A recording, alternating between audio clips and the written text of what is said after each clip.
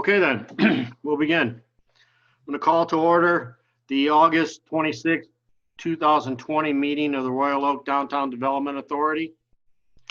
At this time, we will do a roll call to see who's present here.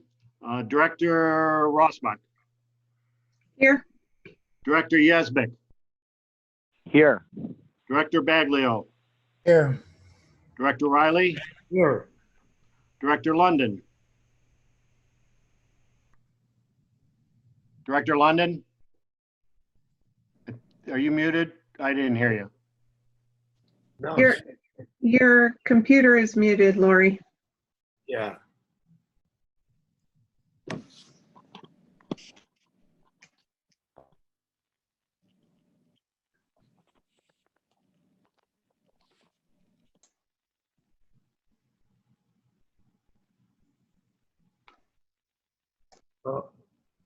Did she just log off to log back on? Yeah, she may have. Okay. And Paul's in, Mike. Present. Okay. Director Blake, are you there? Blake, are you there? Yes, I am, Mr. Chairman. Thank you. Thank you. Okay. We'll let Lori join when she gets back in. Okay. Item number 3, this is a time for public comment. I'm not sure, Tim, I think we have some, or? Yeah, I believe there's one message that Carol will play that was a call in, and then there were two emails that were sent out earlier that came in, one from Frank Holbrook and one from Luigi Cottrero. If Okay. We have received those. If you're, I can play the one that we received today in the call. Okay. If you would, please. Hello, my name is Ken Robel, WROBEL, and I'm an attorney. I represent 515 Restaurant Group, LLC. My client is in the process of purchasing the business commonly known as Pronto Restaurant.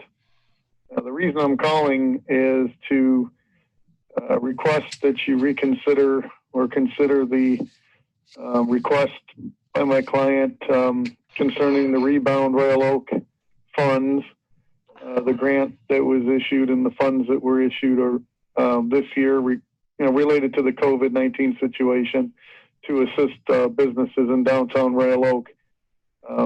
Concerning that matter, my client will be the one paying all of the real estate taxes and rent and payroll concerning the operation of the business that's being acquired. And that business occupies a large portion of that building. We truly believe that the spirit of the fund and grant is being met. And that the objectives of the fund and the grant are being met. If you were to award the second half that's already been approved for that business, if you were to award the second half to 515 Restaurant Group, LLC. As I stated, I believe the intent and the objectives of the program were to assist businesses in downtown Royal Oak coming out of and through the COVID pandemic, and given the hardships that have occurred for businesses, and certainly we would fall into that category in trying to make this work. I would also like to request if you could add me to the agenda or add us to the agenda tonight, August 26th, 2020 on the as an agenda item tonight. I would like to further address the DDA. If you have any questions or concerns regarding the matter, I'd like to come in on the Zoom call and be available to address this matter further. But in any event, we ask that you reconsider the matter and award that second portion of the grant money that's already been approved to 515 Restaurant Group, LLC. Thank you. Bye. Thank you. Okay, Carol, there's nobody else waiting for public comment? That was the only call-in we had today. Okay, so officially, I'm going to close public comment at this time. Is there any recommendations or actions from the board needed right now? Well, you did have a request from the phone call and also from the email from Luigi Cottrero asking that you add their items to the agenda. If you wanted to add them to the agenda, I would suggest you do so now and that the board make a motion to do that. On the other hand, if you don't want to add them to the agenda, there's no action necessary. I would like to make, this is Director Yazbek, I would like to make a motion to add the two matters to the agenda, 515 and Luigi Cottrero. I have a motion by Director Yazbek, I'll Support. second. support by Director Riley. Any other questions? I just have one, just for clarity purposes. Are we adding this to the agenda for discussion, or is the intent to send this back to committee? Or do we wait and decide that when the agenda item comes up? I guess we could do that. So we will add it to the agenda and then decide what we want to do with it at that point.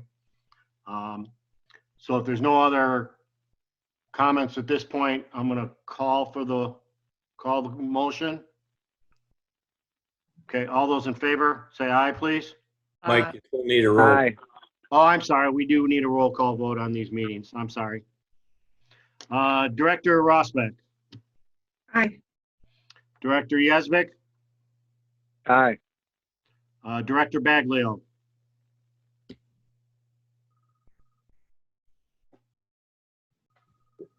Director Baglio, you're muted. Can you? I'm not sure I can vote on this. You can abstain. I need to recuse myself. Okay. Okay, then I'll go on to Director Riley, Yes. Director London, Yes. Director Brake, Yes. and I will vote yes. Okay.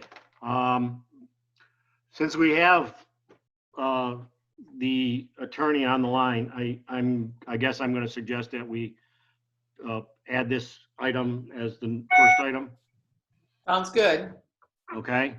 Does anybody have any objection to that? Nope. Okay. And just to reiterate, Director Baglio is recusing himself from this discussion. Okay. Tim, I'm just for technical purposes here.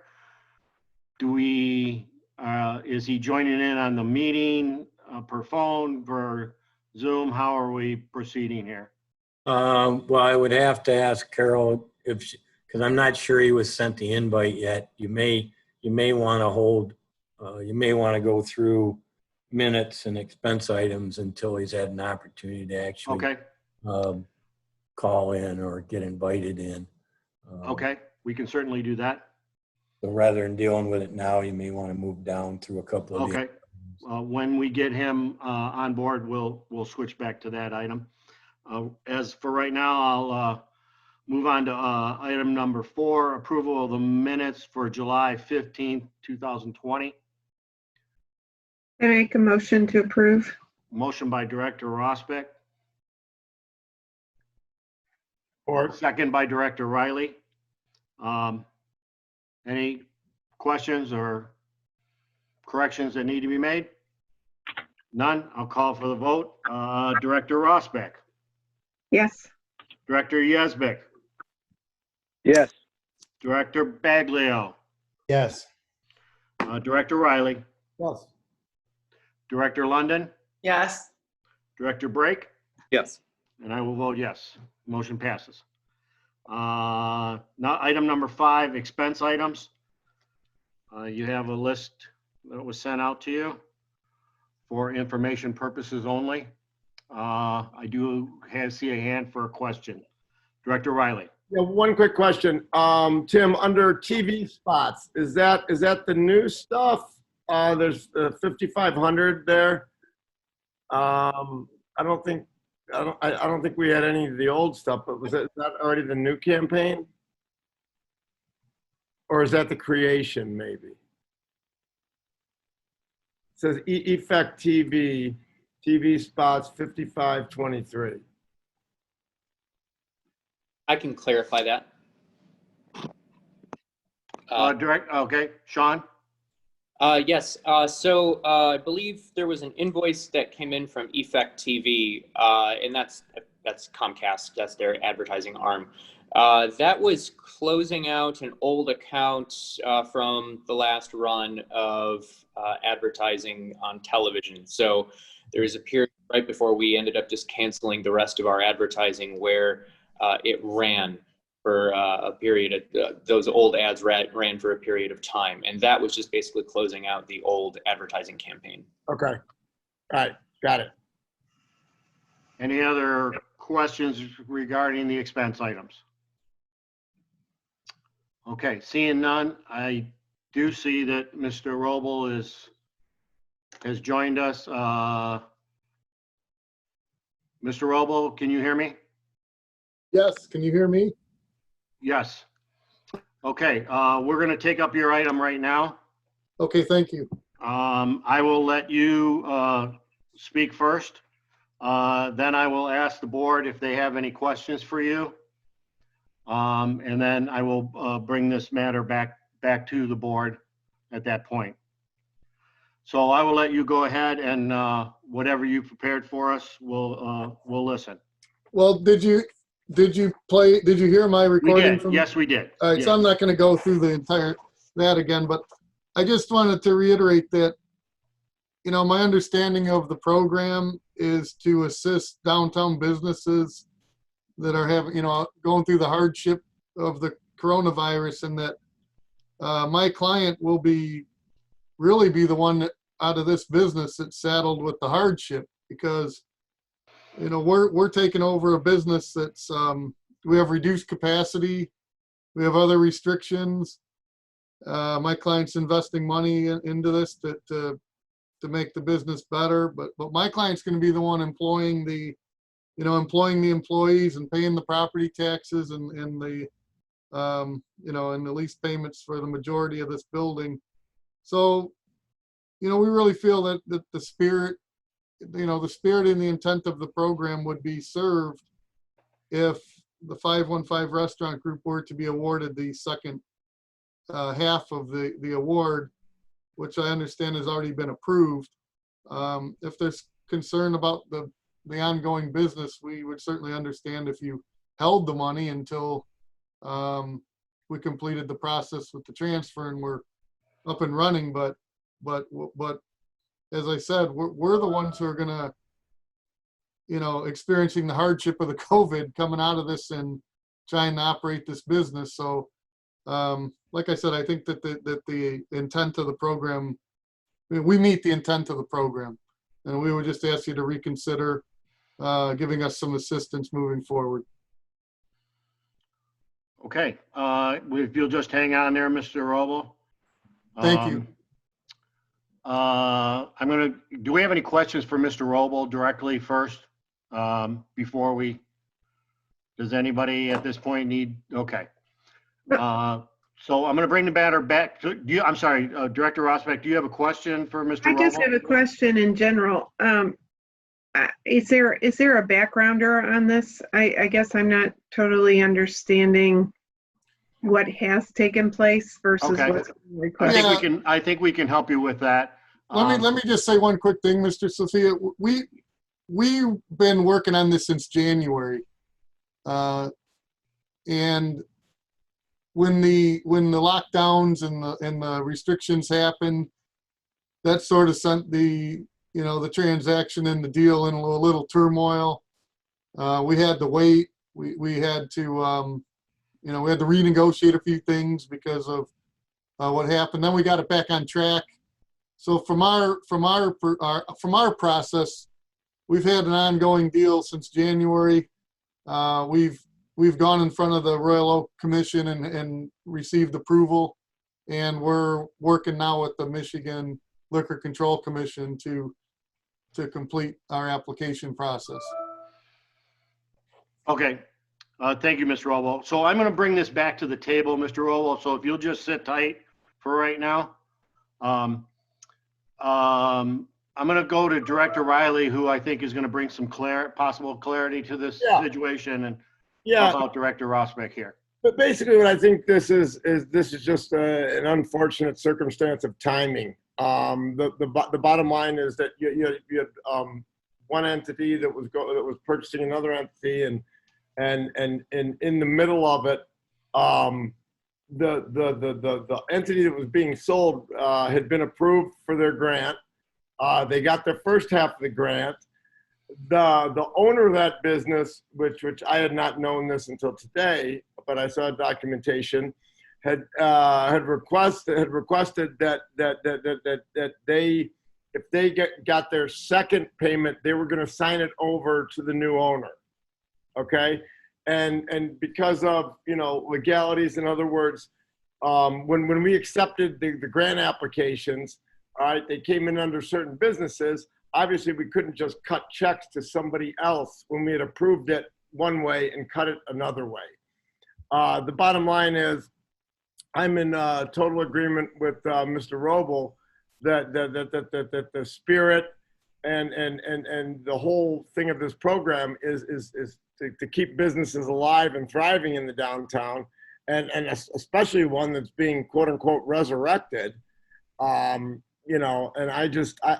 I feel that as long as that everything is okay from a legal standpoint, and we're able to say, okay, let's move the second half of this award to the new owner. I mean, I do not have a problem at all with that. But I would, and I would fall back to everybody else and to legal and whatever to make sure that we stay within the spirit of the program, and that we cut the check or give the check at the appropriate time when everything is done and all the I's are dotted and T's are crossed on the deal. Okay, thank you. Director London. Hear me? Yes. Also, I believe when 515 Group submitted their application, they also, at that time, let everyone know this was happening, that the sale was underway. So it wasn't like a surprise. They knew the sale was going to happen. Gotcha. Okay. Director, I'm just going to check with Director Yazbek here. Was there something you wanted to add, Director Yazbek? You're muted. No, he's not. No? Can you hear me? Yeah, there you go. I would like to make a motion to amend the grantee on the Pronto grant to the new entity, the purchasing entity, and to award the balance of the grant to that entity in accordance with the rules we've already established about awarding the second half of grants when the business is open. Okay, I have a motion by Director Yazbek. I'll second it. Second by Director London. Yeah, and I just want to remind everybody that this is not any new money or anything like that. This is a grant that's already been issued, and it's just a matter of getting the second half of it out there. So this is nothing that needs to be budgeted for or anything like that. This is it's the exact same amount that was originally granted. I do have a question, Chairman. Sure, go ahead, Director Yazbek.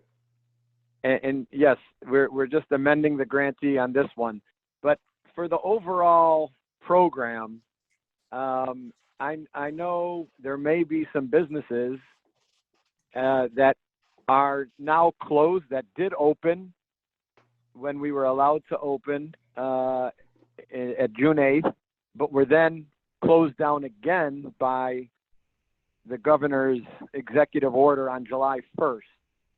and have not been able to open because they don't meet the requirements for opening right now. And some of those businesses may have received the first portion of their grant, but not the second portion because, again, they were closed by government executive order. If those businesses reopen or are allowed to reopen at some point in time, are they still entitled to the balance of their grant awards? Yeah. I need clarity on that. Okay, Well, well, not- I can give you my opinion and then we can go around and see what everybody else has to think, but I don't consider a business that's temporarily shut down by a governmental entity, you know, by authorization from that governmental body. I don't consider them necessarily closed. So, if they do reopen, then yeah, my opinion would be that yes, they would be entitled to that. They were forced into this temporary shutdown, but I don't consider them as, and I think the spirit when the discussion of this program took place was that we were talking about businesses that were going to close on a permanent basis. And they were going to leave town or relocate or just not reopen for a number of different reasons. So I don't think that the temporary shutdown should be considered a closure under the spirit of this policy. Anybody else? Director Rosbeck. I would echo what you just said, Mike, in the fact that the rules we put forth were to keep those that were permanently closing from receiving the grants. So I would agree that these businesses, unfortunately, due to the shutdown, are closed, but I don't see them as being permanently closed or not opened. Okay. Anybody else? Okay. Are you comfortable, Director Yesbick, with that response? And Yes, that's really the interpretation I had as well, but I just wanted to make sure since we're discussing this issue. okay.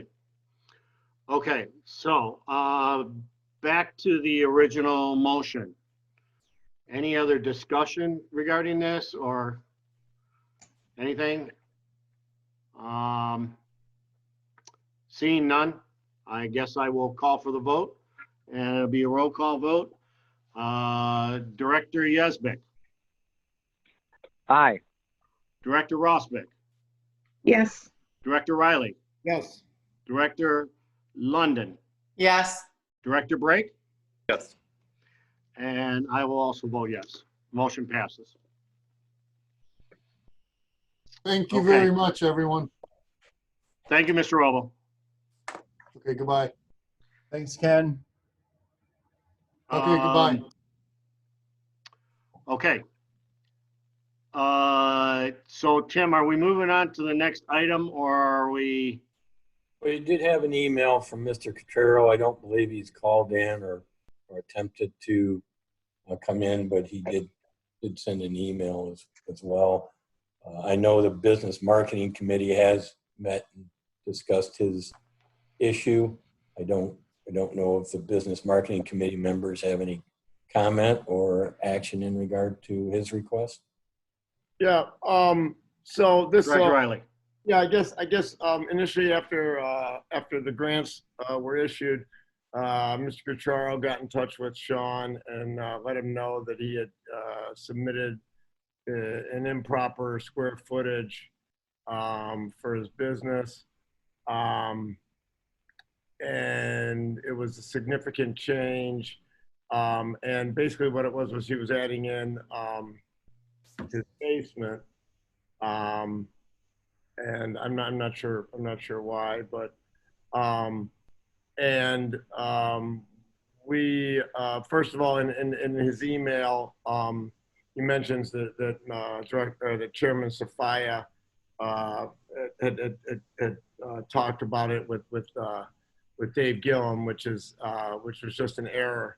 on Mike's part. It was actually with Tim, and we let Mr. Cutraro know that it was with Tim, and that's why when he called Dave Gillum, that Dave had no recollection of the conversation. It was just a misspeak.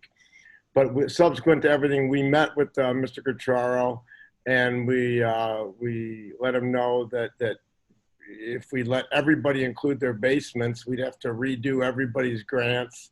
And particularly on Washington Street, I think almost up and down the blocks, everyone's got basements, and it's not included in your rent. It's not included in your basic square footage. Suffice to say, I thought that we came to an understanding at the meeting that we had, but I guess that I was incorrect, that we haven't.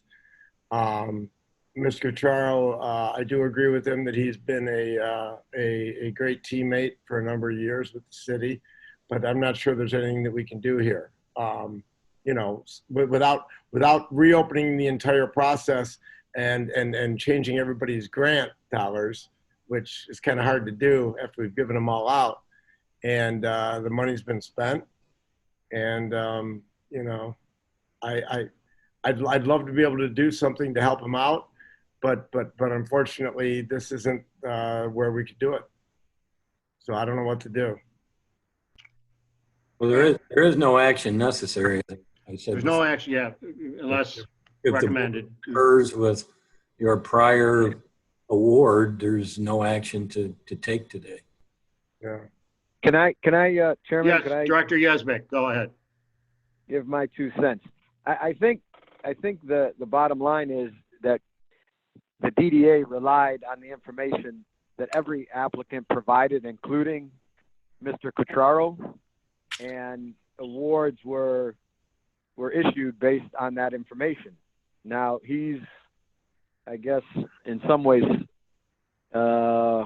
similar to the last procedure, he's asking for reconsideration based on a different interpretation of his building size. The problem with that is that he originally submitted the information we relied on. He then came back and said he hired an architect and came up with a second square footage for his building. But that square footage is not consistent with the square footage that the city has for his building in its plan of operation on file.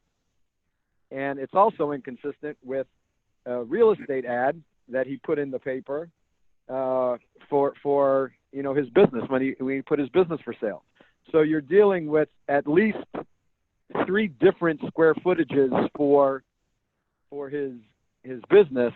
And so even if we wanted to do something to correct the situation, to, you know, comply with the spirit of the grant program, to be fair, we would have to know exactly what square footage we're even talking about.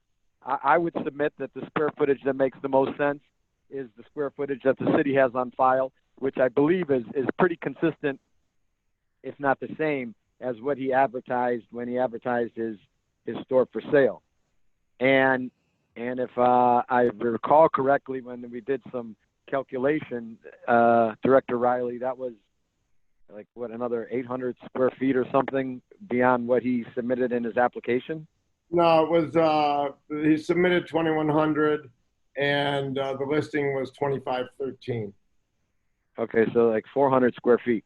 So if we wanted, if it was possible, because I think that the related dollar figure was $800 or something. Yeah, when I a loose calculation. Time, his grant would have gone from, if he had submitted, quote unquote, the correct number, 2,513, his grant would have gone from $88,814 to $9,805. So just a little south of $1,000. Okay, so I guess what I would propose, if there was a procedural way, and as Director Riley said at the beginning, maybe there's not a procedural way, but if there is a procedural way to come up with another $900 or something to correct that application, I would be in favor of it. But Okay, I don't know Director, I'll procedurally if go, there's I got a couple hands here. Director London. I think that's opening up a huge can of worms. Really, every single business will say, oh, let me reevaluate my square footage. We gave them a gift. They should say, thank you so much. It's way more money than anyone ever anticipated. It was so helpful to me to stabilize my business. And I think they're just, I don't want to use the word, but I think it's being greedy. I mean, they should say, thank you very much. They signed off and that was their square footage. I'm sorry you made a mistake. That's just life. You just have to move on. It is opening up how many grants we gave out, 100 and something. Not every single person will say, well, I'll want another $1,000. I think it's a mistake. Thank you. Director Rosbeck. Mute. Mute. I agree with Lori. I believe that would be opening a can of worms to review or reevaluate his square footage and to state that this is similar to what we just heard is not the case. The previous thing is definitely about just transferring money from an old owner to a new owner, which I think in the spirit of what we did is appropriate, but to even give a little bit of give, you're going to see all of this open back up. And I don't think for $1,000 we want to open this all back up. Thank you. Any other comments at this time? I have to be honest. I agree with Director London also. I don't know that it would open everything back up, but we relied on the information that we were provided. And you know, I think it's tough procedurally to get past that. Thank you. No, and we said from the beginning, there's no one size fits all, and we're not going to make everybody happy. We did our best, and I think for the most part, we made people happy. And I could not agree with Directors Rosbeck and London more. Thank you. Director Baglio. I want to, I agree with what everyone else is saying regarding the parameters of this particular request. However, Luigi is, a lot of the things that he says are true in terms of what he brings to our community. And I just want to use this item as a springboard to some of the ideas that we've talked about in the past about using other things that the DDA offers to help some of these business owners be creative in reimagining their businesses in terms of the Façade program. And we may not be able to change what we did with the grant program to accommodate him, but maybe we could explore some new ways through our Façade grants and other things that we do to help not only Luigi, but some of the other people down here get through this season and sad to say, maybe even next. So it's just a comment, but I agree with the consensus of what we're all saying. And Thank you. Director Riley. That's exactly what the BMC mentioned to Mr. Cutraro at the meeting, was to look at something like that and go that way. All right. Okay. Okay. Well, without a motion and discussion seems to be complete, I'll move on to the next agenda item. Mr. Chairman? Yes. Just as a corollary to this discussion, and I don't know if there's any interest. I have a little interest, but there are a couple of business owners in the downtown district that it's come to, I think, a couple of the board members' attention that for whatever reason, they didn't receive notice of the program. They were out of town. They don't look at their email. It went to junk, whatever. And a couple of those owners that I'm aware of, they've been in town for over 20 years, 30 years, a long time. I'm wondering if there's any appetite to take a limited amount of money. It could be 20,000, it could be 30, something, and open have a second round, which we did, contemplate in our early discussions, for businesses that for whatever reason didn't apply the first time. And if they qualify under the same criteria, then we plug it into the same formula that we utilized for the first round. And, for just that, limited sum, we'll make a supplemental award to these businesses to offer whatever help we can, because this thing is this terrible situation that we're in is enduring. It's not going away anytime soon, and so I'd be in favor of doing something like that to help. Just I guess I'm wondering if anybody else is interested in that. Okay. Any comments? Director Baglio. I am 1,000% interested in that. Things are bad, and if there are some businesses that weren't able to, for whatever reason, take advantage of the grant the first time around, I think we should, in good faith, offer them the ability to apply. That's just my 2 cents. Okay. Director London. Disagree. I mean, I think Sean and his assistant called all these businesses. It's like, how much, I don't know. Okay. I Okay. Director Riley. Once again, I agree with Director London wholeheartedly. I mean, there were people who were tired of hearing from us. I mean, not only did we send stuff out via email, but there were phone calls. We followed up with reminders of deadlines and everything like that. And we made the application simple. We did everything we could so they could get it in. Now, that being said, the reason that I wouldn't support exactly what Director Yesbick said is because he said something that's very true. This isn't going away, and we don't know what's going to happen come October with the flu season, and we don't know what's going to happen when the weather turns and people aren't going to be walking outside. So that being said, I would say that we save whatever bullets that we have in our chamber, because we might need to come back and do something for everybody.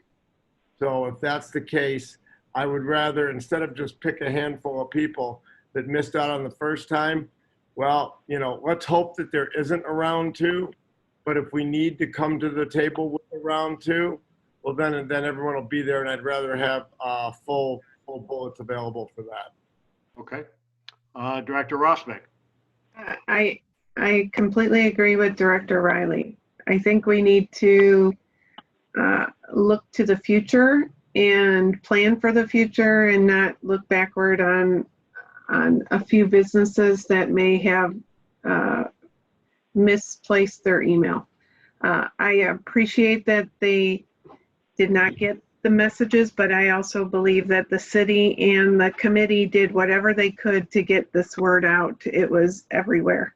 Even people who don't own businesses knew about it. So. Okay, thank you. Can I just say yes, yes. Mr. Chairman? Yes, go ahead. In no way, shape, or form am I suggesting that the DDA didn't do everything beyond reasonability to let everybody know. Not asserting that whatsoever. I know Sean and Jordan and everybody was so on top of it. However, the reality is that these 2 businesses that I've heard of didn't know.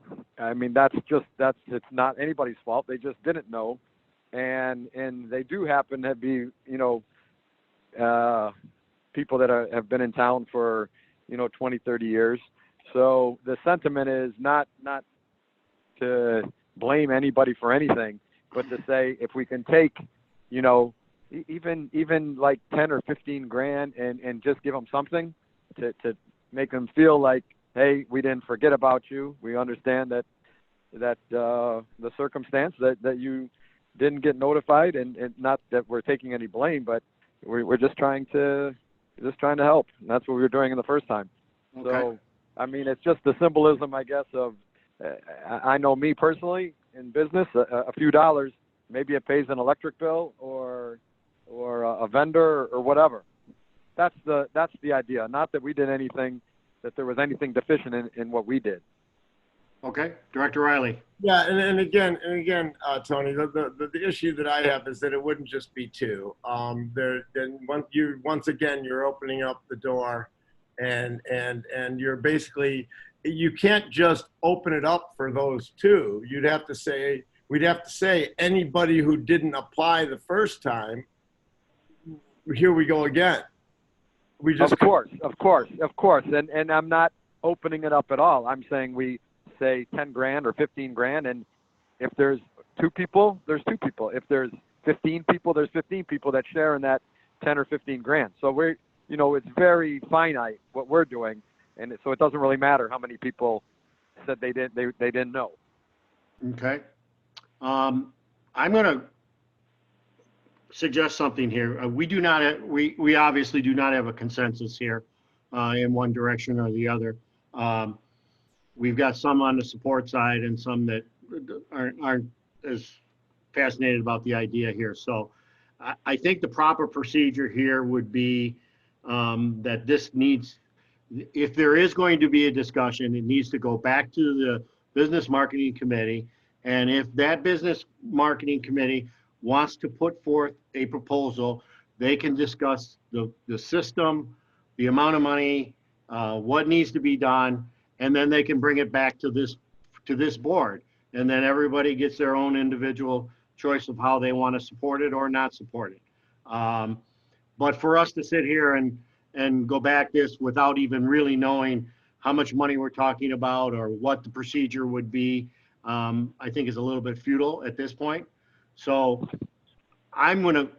as chair, I'm going to recommend that we send this back to the committee level, and maybe nothing will come out of the committee, but maybe something will. But we'll send it back there, and if it needs to come back to the full board, then it will. Does anybody have any objection to that?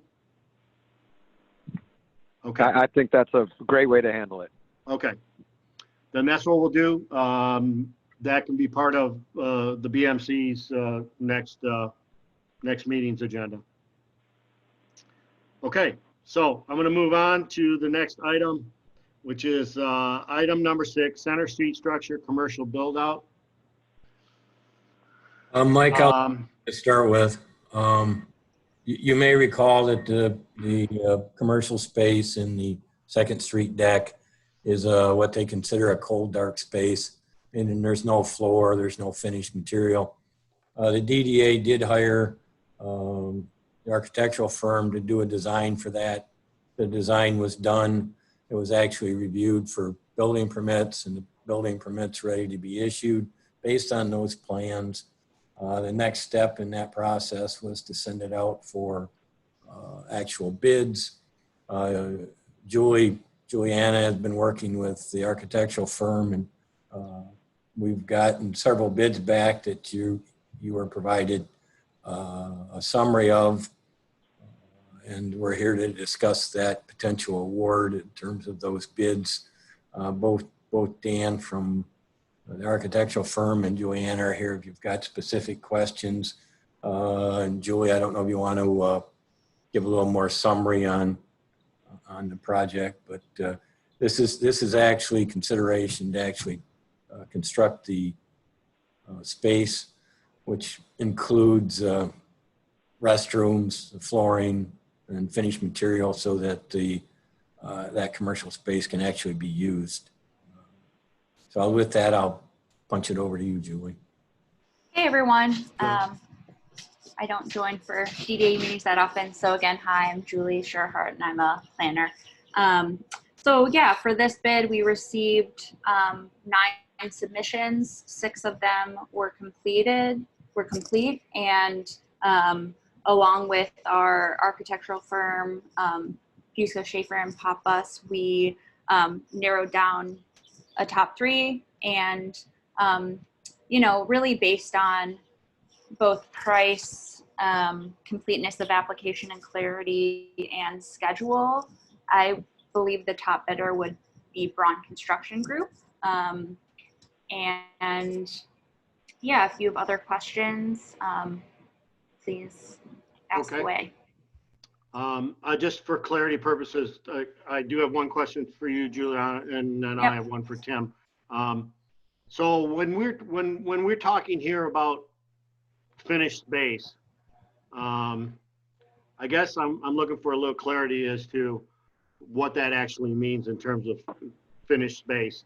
There'll be a floor in, there'll be a ceiling in, the bathrooms will be in, but there won't be, we won't be talking at all, we're not talking all about furniture or equipment, or I don't know, are we talking about light fixtures here? Is that all part of this, or is that still additional work that would have to be done after this is done? Dan, do you want to take that one in terms of Yeah, furniture and finishes? yeah. So this is Dan Hazebrook with Fusco Schaefer and Pappas. As far as the scope of work for this, we'd be putting in a floor. The bathrooms would just be, the walls would all be painted. There would be a drop ceiling put in there, and just general light fixtures for the space, and a mechanical unit to temper the space, because I'm not sure if there's a lot of moisture building up without having the slab in there right now. So we would be tempering the space and extending just the general purpose of the sprinkler system in there. Okay. So we wouldn't be doing furniture, no decorative light fixtures or anything like that. Okay. All right. Thank you, Dan. I just want to get clarity to Yep. so the board has an understanding about that we may have more expenses coming down the road here beyond this. Mike, if Yeah. I can know too, the board did see the plans before they were finalized and blessed those. So everything that was included on those prior plans is what's being proposed as part of this project going forward from there. And again, the intent was to simply make the space a usable space for meetings or other activities. It wasn't to do anything above and beyond that. Okay. So Tim, so I know we're past the architectural stage and the funding for that. Did we budget money for this portion? Yeah. You've got $300,000 in the fiscal year budget for this portion.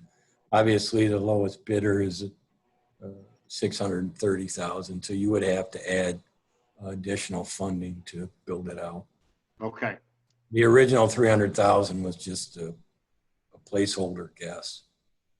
Gotcha. Okay. Director Riley. Yeah, this one's tough because this is like the gift that we never asked for. You know, I mean, I think most of us on this board would agree that we'd rather that was 12 parking spots now instead of this. But we're in a tough position here because we've got basically an eyesore sitting in the garage of just dirt, you know.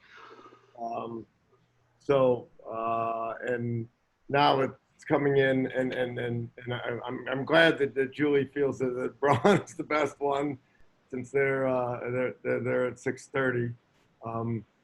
So we had budgeted 300. We can obviously find the other 330, I'm sure. And this is just so we all understand. I think this is a little bit. This is like I would call this white box plussing, a little bit of a white box plus on this. The only thing I would say is that I think we're kind of handcuffed on this one. That we're damned. Well, we're not damned if we do, but we're sure damned if we don't. So I think we almost have to do this. But that being said, I think by the time we're done with this, we need to know what we're going to do with that space. I know we've had several conversations and some really great ideas on what to do with that space, whether we do it for events or stuff like that.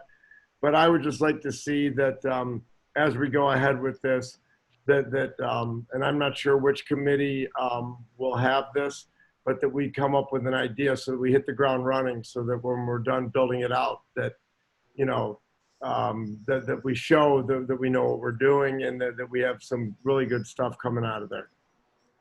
Thank you. Anybody else? Chairman, Yes. yes, I would suggest that it absolutely does not make sense to move forward with this until at least, you know, the businesses are completely reopened or able to open.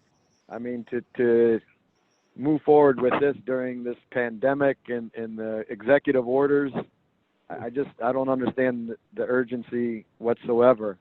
If we go all winter without being able to utilize the insides, it makes no sense to move forward with this right now. I mean, you have the plans, you can move forward with it at any time, but I would certainly wait till we get back to some level of normalcy before we embark on a $700,000 project. I don't see the sense at all, especially when we don't know what we're going to do with it ultimately. Okay. Director Rosbeck.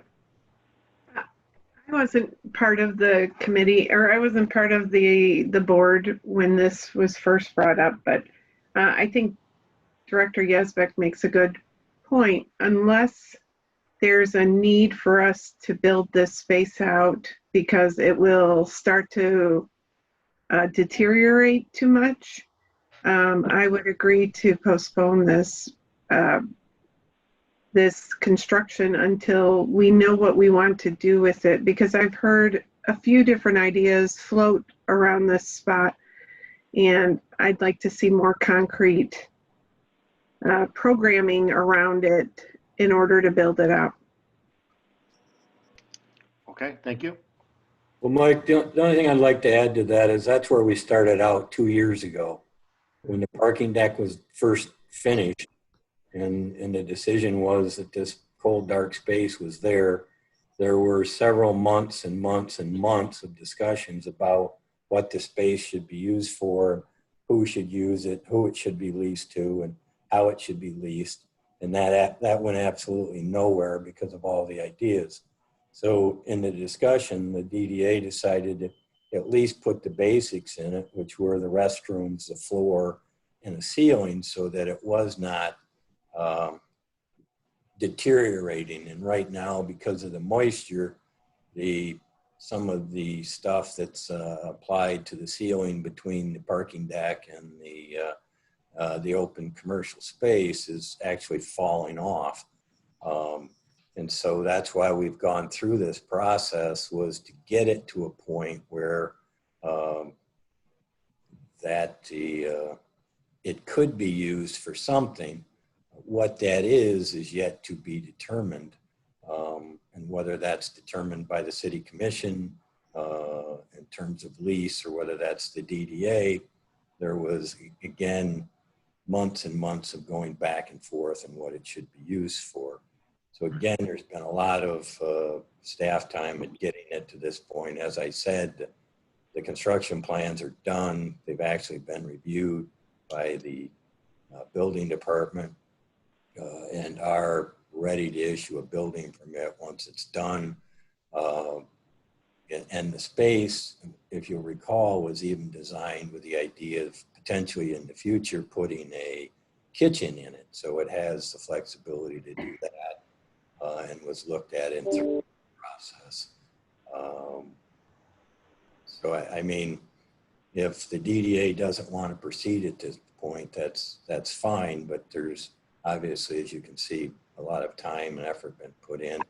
And you do have a contract with the architectural firm to do the contract management is part of this. It's already been entered into. So we are at a point where to not move forward is kind of like the 11:30 hour. Okay. Director London? Will the space be heated during the winter? In the meantime, because if we put all this money into it and the bathrooms are not being, the building space not being heated, then all that work in the bathroom will now suffer the same corrosion. So it doesn't, it's like wasting money. The space is currently tempered heat. Okay.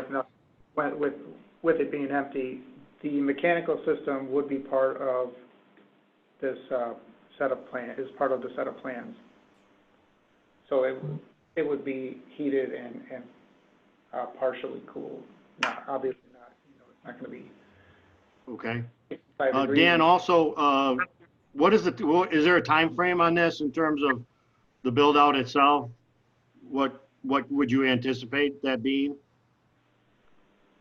I think Braun's proposal had them, I think, finishing in the mid to late November. Mid to late November? Okay, thank you. That's helpful. Okay. Tim, I wanted to get your thoughts, Tim, on also if we were to approve this, and I kind of see the need to do that myself personally, just to keep the ball rolling and to keep going in the same direction. But there's obviously some other things that are going to have to be addressed moving forward, whether it be between us and the city manager's office or the city commission or something. We need to put together some sort of plan, and that probably, as Director Riley stated earlier, if we're going to start this, we should start that plan also, so that they can at least coincide in some way, shape, or form. And I'm not sure how we would go about doing that, whether we would refer this to a committee and then engage again with either the city manager or city commission. I don't know. I wonder if you had any thoughts on that. Well, I think what I'll go back to is very similar to the discussions that occurred. Again, I'm going to say probably 2 years ago when the space was there. You had a committee looking at it as well. We could invite a couple of city commissioners to sit on it, potentially someone from the chamber and potential users of the site, because there were a lot of ideas on how the space could or might be used. And rather than trying to design it for a potential tenant, the decision at the time was to just do the basics to it, to try and get it so that you could actually use it for almost anything. It's almost 5,000 square feet of open space that, at some point, if you wanted to have art shows in it, or if you wanted to have a meeting in it, or if you wanted to have something that you could use it if we went forward with this. And I agree, someone is going to need to decide who's in control of leasing it out or monitoring it. There were some discussions with the Shelley over at the farmer's market about them potentially running and operating the lease for it as an augment to their operations, as well as the chamber. So those are all discussions that started, and because of the complexity that it fell into, there was a decision to step back and at least get it usable first. And that's basically why we're at where we're at. Okay. So one of our committees is going to have to more than likely at least start the ball rolling and take some initiation on this. Yeah, and I would think the infrastructure committee was the one that was involved in the design and construction. When it gets turned over to how it's going to be used, it could be either consumer marketing or the business marketing committee. Okay. Okay. I think Director Rosbeck had her hand up. was just going to make the motion to proceed with the build out of this space. Second. Okay. Could I I have a act- motion by Director Rosbeck and a second by Director Baglio. Could I, Comments? could I actually have the motion to award the Oh, yes. construction and to allocate an additional 330,000 towards the project? Yes. So I amend my motion and I make the motion to continue the work to build out the space on the Center Street structure and award the the work to the recommended construction group Braun and add an additional 330,000 to this project. Okay. Are you okay with that, Director Baglio, on your second? Thank Yes. you. Discussion, Director Riley. Yeah,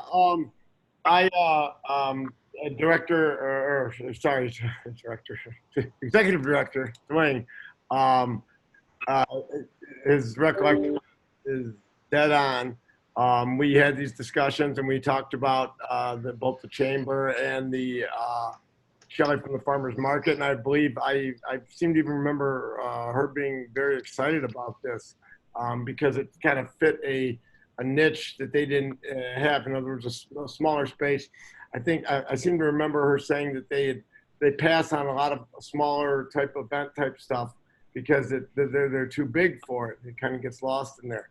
So I would also, whether it needs a motion or not, but that we refer this to the Consumer Marketing Committee to get rolling on right away and working with whether it's the chamber and or the farmers market or both, everybody all together, so that we if nothing else, we at least get the word out. This space is going to be online by the end of November, and it's going to be available for use.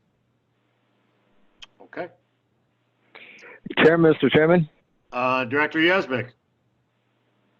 I'm trying to remember, was there a discussion at some point that if the DDA funds the construction of all this, that when the thing starts generating revenue, that the DDA is in a first position to recover this money it's expending? Was there ever a concept like that, or am I thinking of something else?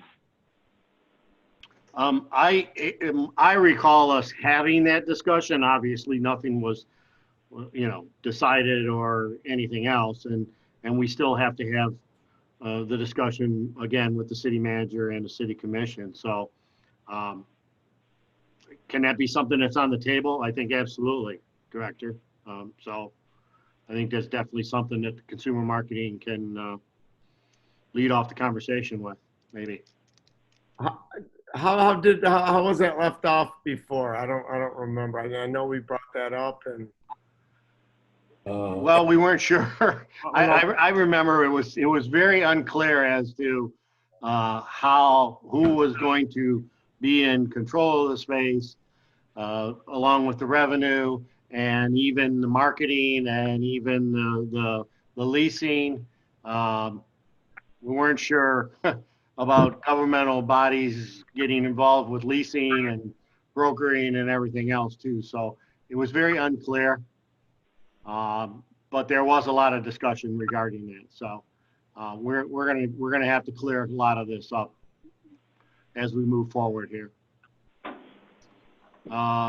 Okay. Anything else to add? Comments, suggestions here? I do have a motion on the table, and I do have a second. If there's nothing else, I'm going to go ahead and call for a roll call vote. Director Rosbeck. Yes. Okay. Director London. I have you muted, Director London, if you can hear me.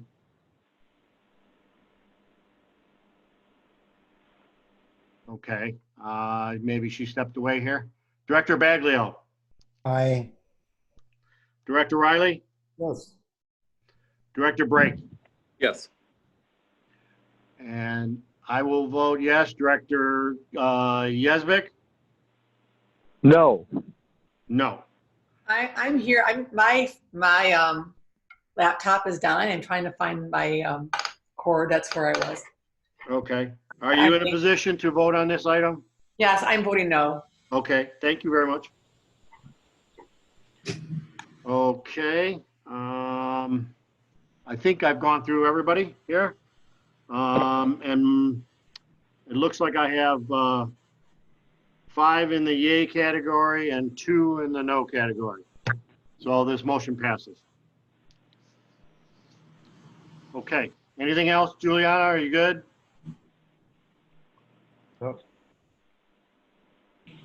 I'm good on this item, but I'm joining for the next one as well. Thank you. Okay, item number 7, alley lighting. Tim, you want to start it out? I'll just let Juliana talk. Okay. Russ Carpenter's also on the phone. They can probably give you the background on this. Again, we're talking the alley between 11 Mile and 3rd Street that runs north-south. Go ahead. Yeah, so let me go to the memo here. So we had awarded CI Engineering the design and installation contract for this alleyway between 11 Mile and 3rd Street east of Main to affix color changing lights. What we had initially intended was to the utility poles owned by DTE. Through the process of working with DTE, our consultant has discovered that there are a few locations not available to our use in the north section of the alley. And so instead, they've come up with a plan to mount the lights on the western face of the 11 Mile parking structure. Last month, the infrastructure committee convened and went over the drawings comparing, you know, photometrics and such, and they recommended that we proceed with this change. Since it is city-owned property, we will need the city commission to approve of any lights that are affixed to their building. So that is one other step. But that is essentially the difference in the discussion that we have before you. There should be included in your agenda packet several drawings that show you know, the differences in illumination of the two options, as well as some renderings showing what these lights are going to look like, both on the utility poles as well as on the wall of the structure. And I do have Wes Carpenter and I think Brian here from CI Engineering to answer any questions that you have and maybe give some more explanation. Okay. I do know that this was reviewed by the infrastructure committee. Any other questions? Director Riley. I'm just a little bit confused on this. But is there an option here between 2 lights or just where we're going to put the lights? Can I get that? Yeah, go ahead. Okay. So after going through a review with this and working with the DTE, Motor City Electric, and walking through here, there's poles that we just can't use because of there's powers, there's transformers, there's no room to even mount an arm, you know, per code. So it eliminates poles. And at the same time, when I looked on the building, there's all these fixtures, all this electrical is already in here, so we can cut out the Motor City labor for this side of the project. And now we can go in and put these fixtures on, and at the same time, at night, whatever you guys decide on the program, say it's running 4th of July. Now at 1 o'clock, 12 o'clock, whatever time you want that city to light up, they can go to white lights. And that's the neat thing about it is now if we had RGB on the pole, we would have had to made sure that we would have shut those lights off during the RGB cycle. So here we're killing 2 things, a mount that's already there, a look that's aesthetic, and just it's just a different style fixture is all we're putting in. and to elaborate on that, your question was, is it two options? Well, in the beginning, the main option was, the focus was just using the utility poles. And then that realization came through meeting with Motor City Electric. And it not only did it reduce the poles that we were allowed to use, but it also, they're going to be odd angles and nothing is going to look uniform. And because of the spacing, it's not going to perform in which you guys are going to get the best bang for the buck and make it look proper. And so, yes, there is two options, but we would recommend the south alley sticking with the utility poles and the north alley using the building mounting. And then you have all of the positive notes of that. So based off of that update. Okay. So that Riley? That was going to be my next question was, as we go throughout the alley all the way down to 6th, are we going to keep the same? Or so what you're saying is we're going to stay with the building mount from 3rd to 11, but then from 3rd down to 6th, we would go with the DTE mount. Is that what you're saying? That's correct. Okay. Yeah. So, and we're able to use the same lights throughout though. Correct. Yes. Okay. So we'll have a constant look for the entire 6 blocks when we're done with the project. Oh, yeah. Okay. Yeah, this fixture has power, so. Okay. And then at the same time, from a programming side of it, now you have a much more even spacing between fixtures, so the consistency is better. So now I can click on red, white, blue down the alley, and you're going to get red, white, and blue in sections. It's much better to work with. Much more defined. All right. Thank Okay. Any other questions, comments, anything? Okay, so Juliana, I'm going to assume that you and your staff have reviewed everything here and this is your recommendation? Correct. And I think the motion before you is both to recommend locating this north section of lights on the wall of the parking structure, as well as to actually release the funds to install the lights and purchase the materials. Because I think initially just the fee for the design of this had been approved, and so the remaining amount is that number, $74,477.23. Okay. Tim, you concur with that? I don't have I'm sorry, I don't have the paperwork on this particular item, so I don't have the suggested resolution in front of me. I'm sure some of you do, but. It's all set, Mike, that's. Okay. Okay, then we do have a suggested resolution in front of us. Director Baglio. I'm going to motion to move the resolution forward as written. Okay.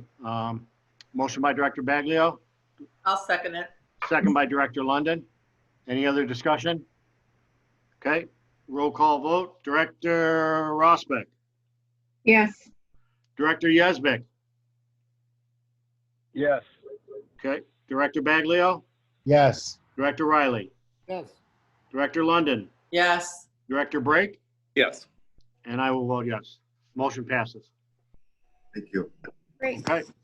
Thanks, Julie. Are we Okay, I'm all gonna complete hop with off. that? Okay, Take care, guys. thank you. Thank you. Thank you. Thank you, Okay. everyone. Thank you, everyone. Thank you. Moving along, item number 8, facade grant application. Sean, you want to do this, or Yep, I that's think fine. everybody's aware of these, but just give us something brief here? Yeah, absolutely. Thank you, Mr. Chair. Well, the DDA received an application for a facade improvement grant from the owner of what's the former Mr. B's, located at 215 South Main Street. Business is currently undergoing a renovation and rebranding as Alchemy and will remain under current ownership. The application was reviewed by the DDA's Infrastructure Committee at its most recent July meeting. The application has a scope of work that includes the removal of damaged and worn facade, replacing that with substrate, it's brand new, and then recovered with hardy board, as well as the installation of a new perimeter lighted wall sign. The value of the work estimated at $21,000 based on the quotes that were submitted to the DDA. So the grant request is the maximum award of $10,000. Now this is going to be verified if this is approved by the submission of project expenses with receipts and everything, just to make sure that it matches those quotes and estimates. Should the DDA support this, there's a resolution already prepared to reimburse the applicant of 50% of the project expenses of $10,000. Okay. Anybody have any questions regarding this item? None? Okay. Any action to be taken? Director Rosbeck.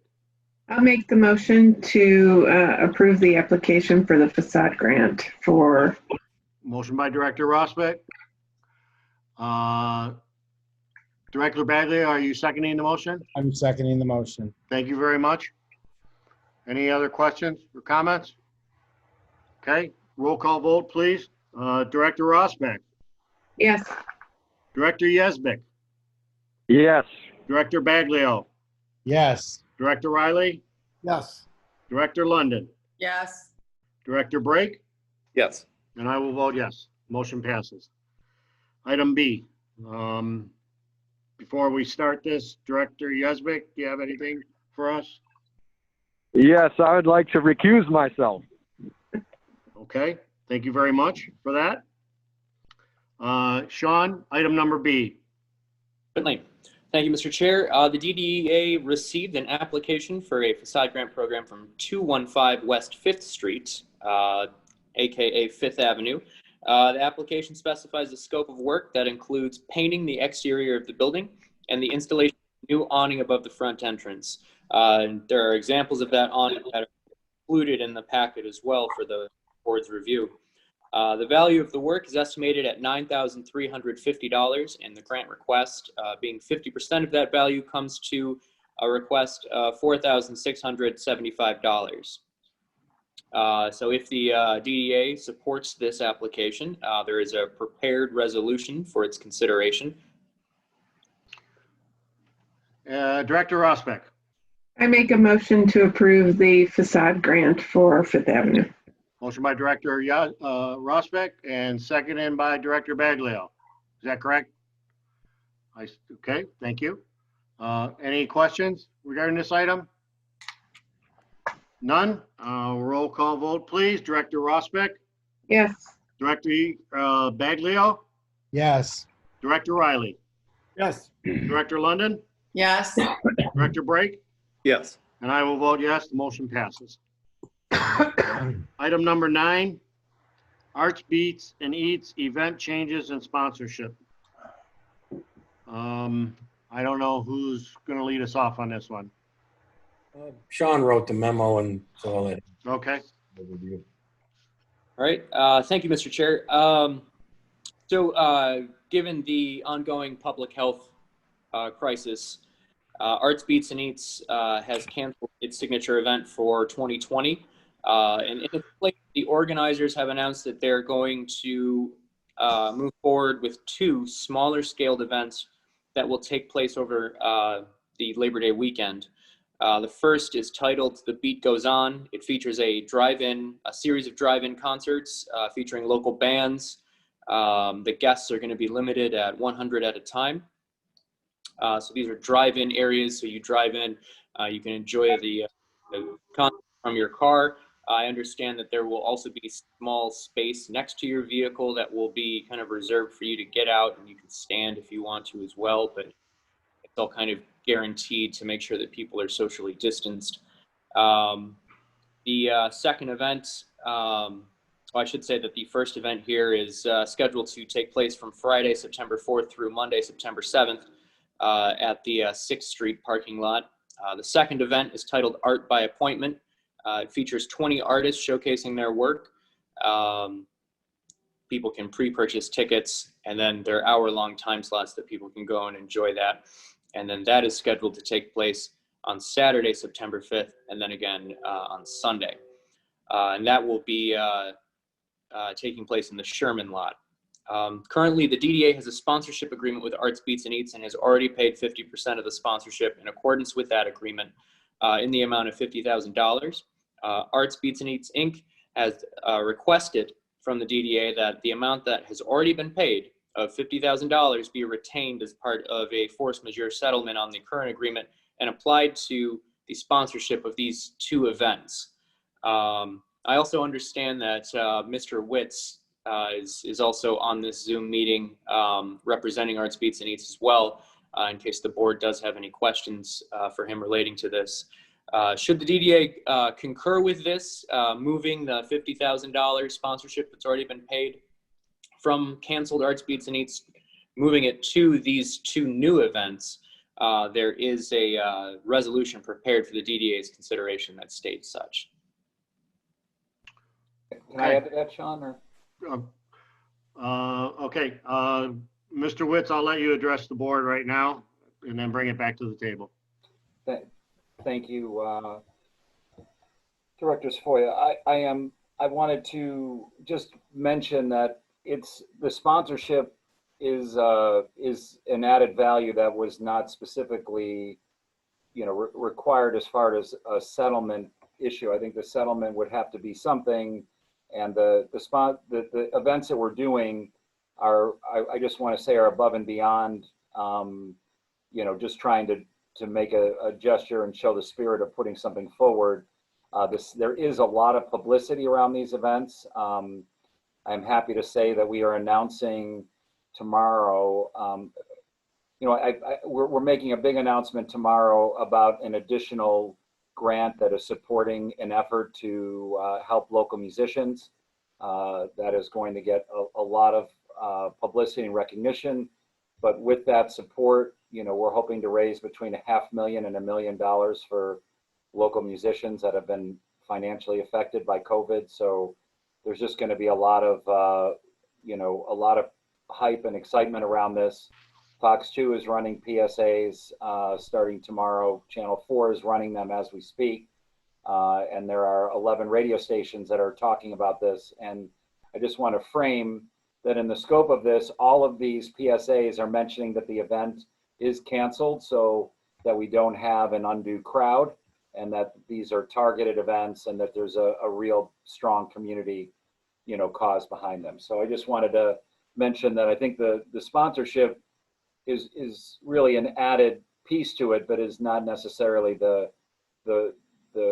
purpose of the settlement. The settlement, there'd have to be some level of settlement regardless of us, doing these events. Okay.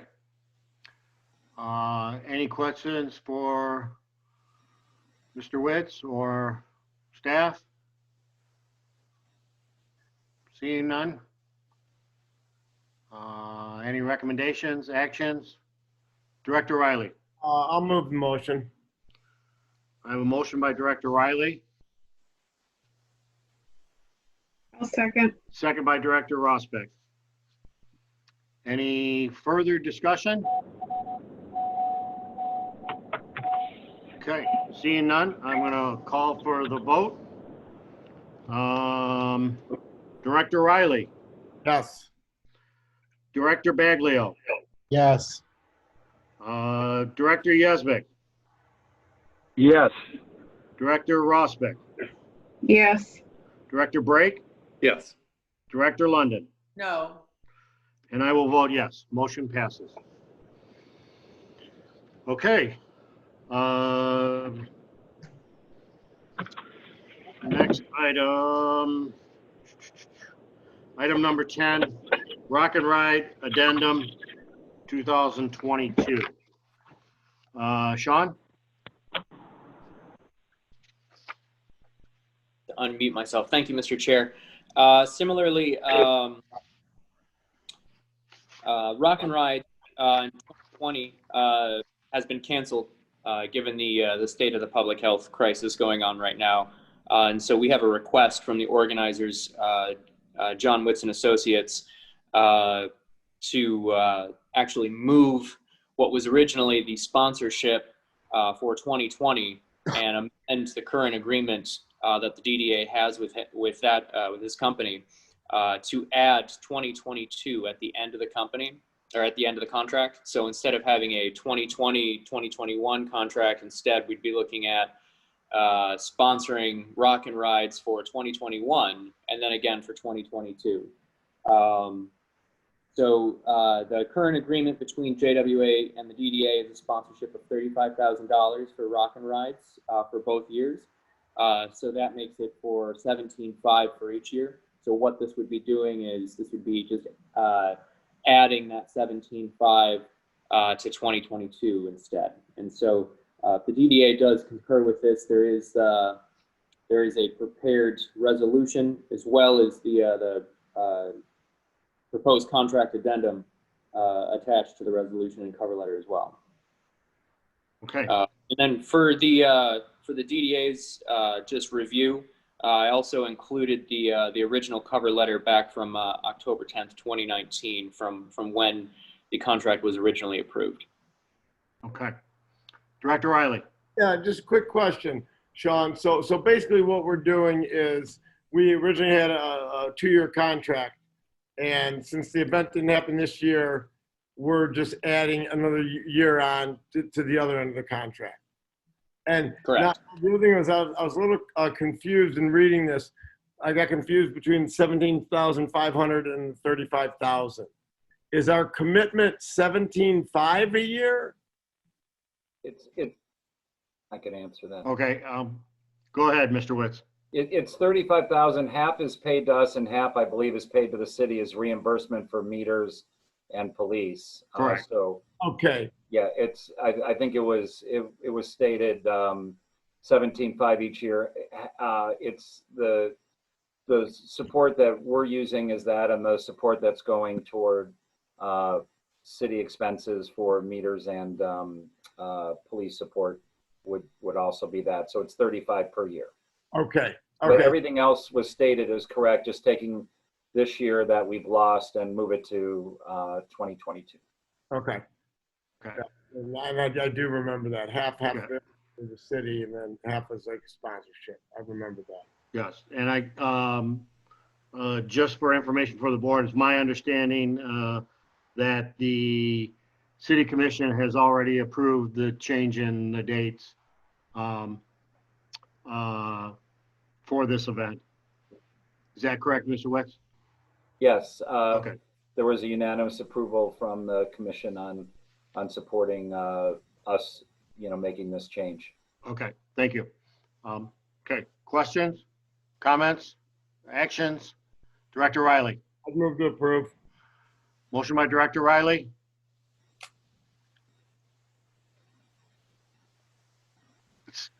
Second by Director Rosbeck. Yes. Okay. Any other questions? Okay. Roll call vote, please. Director Rosbeck. Yes. Director Yesbeck. Yes. Director Baglio. Yes. Director Riley. Yes. Director London. Yes. Director Brake. Yes. And I will vote yes. Motion passes. Thank you, Mr. Witz.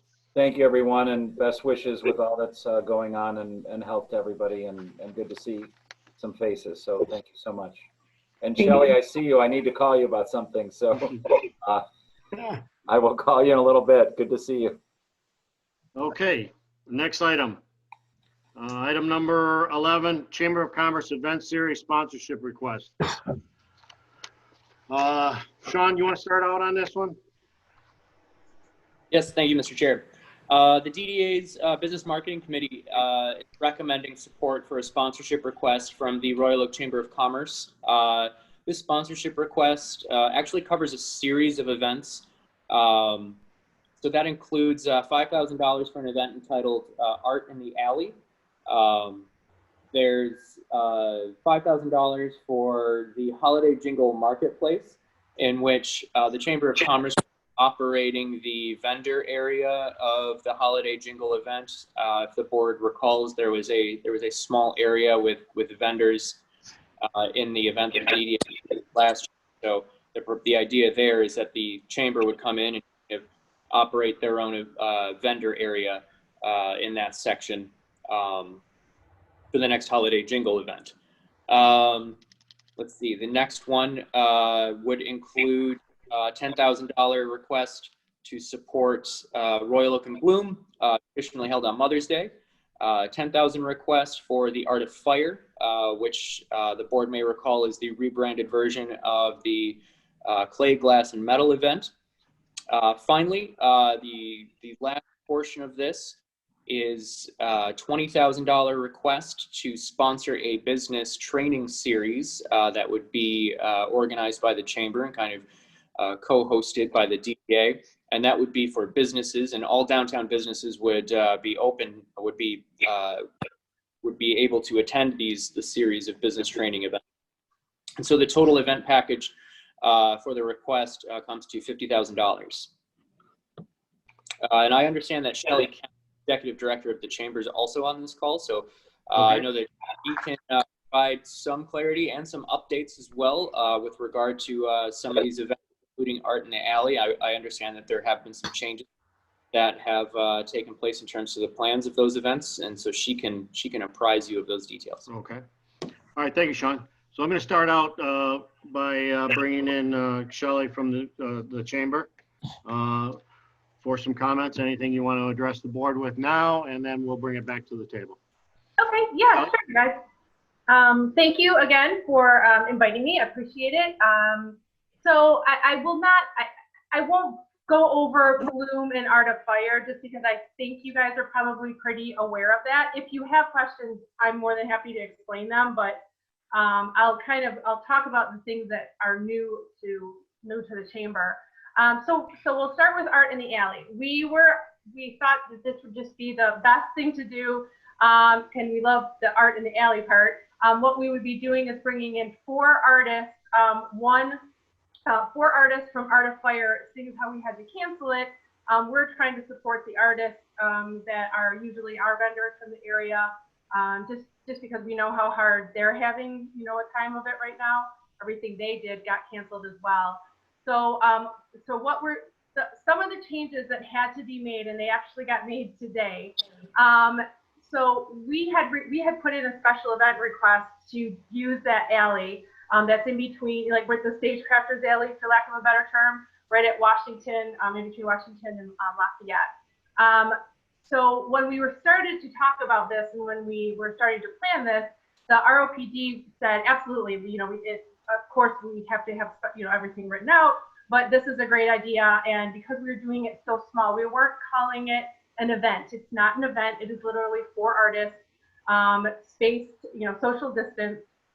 But what we didn't know is that Citizen Yoga has already pulled a special event permit for that area, the alley. They're having classes outside, and they're really successful.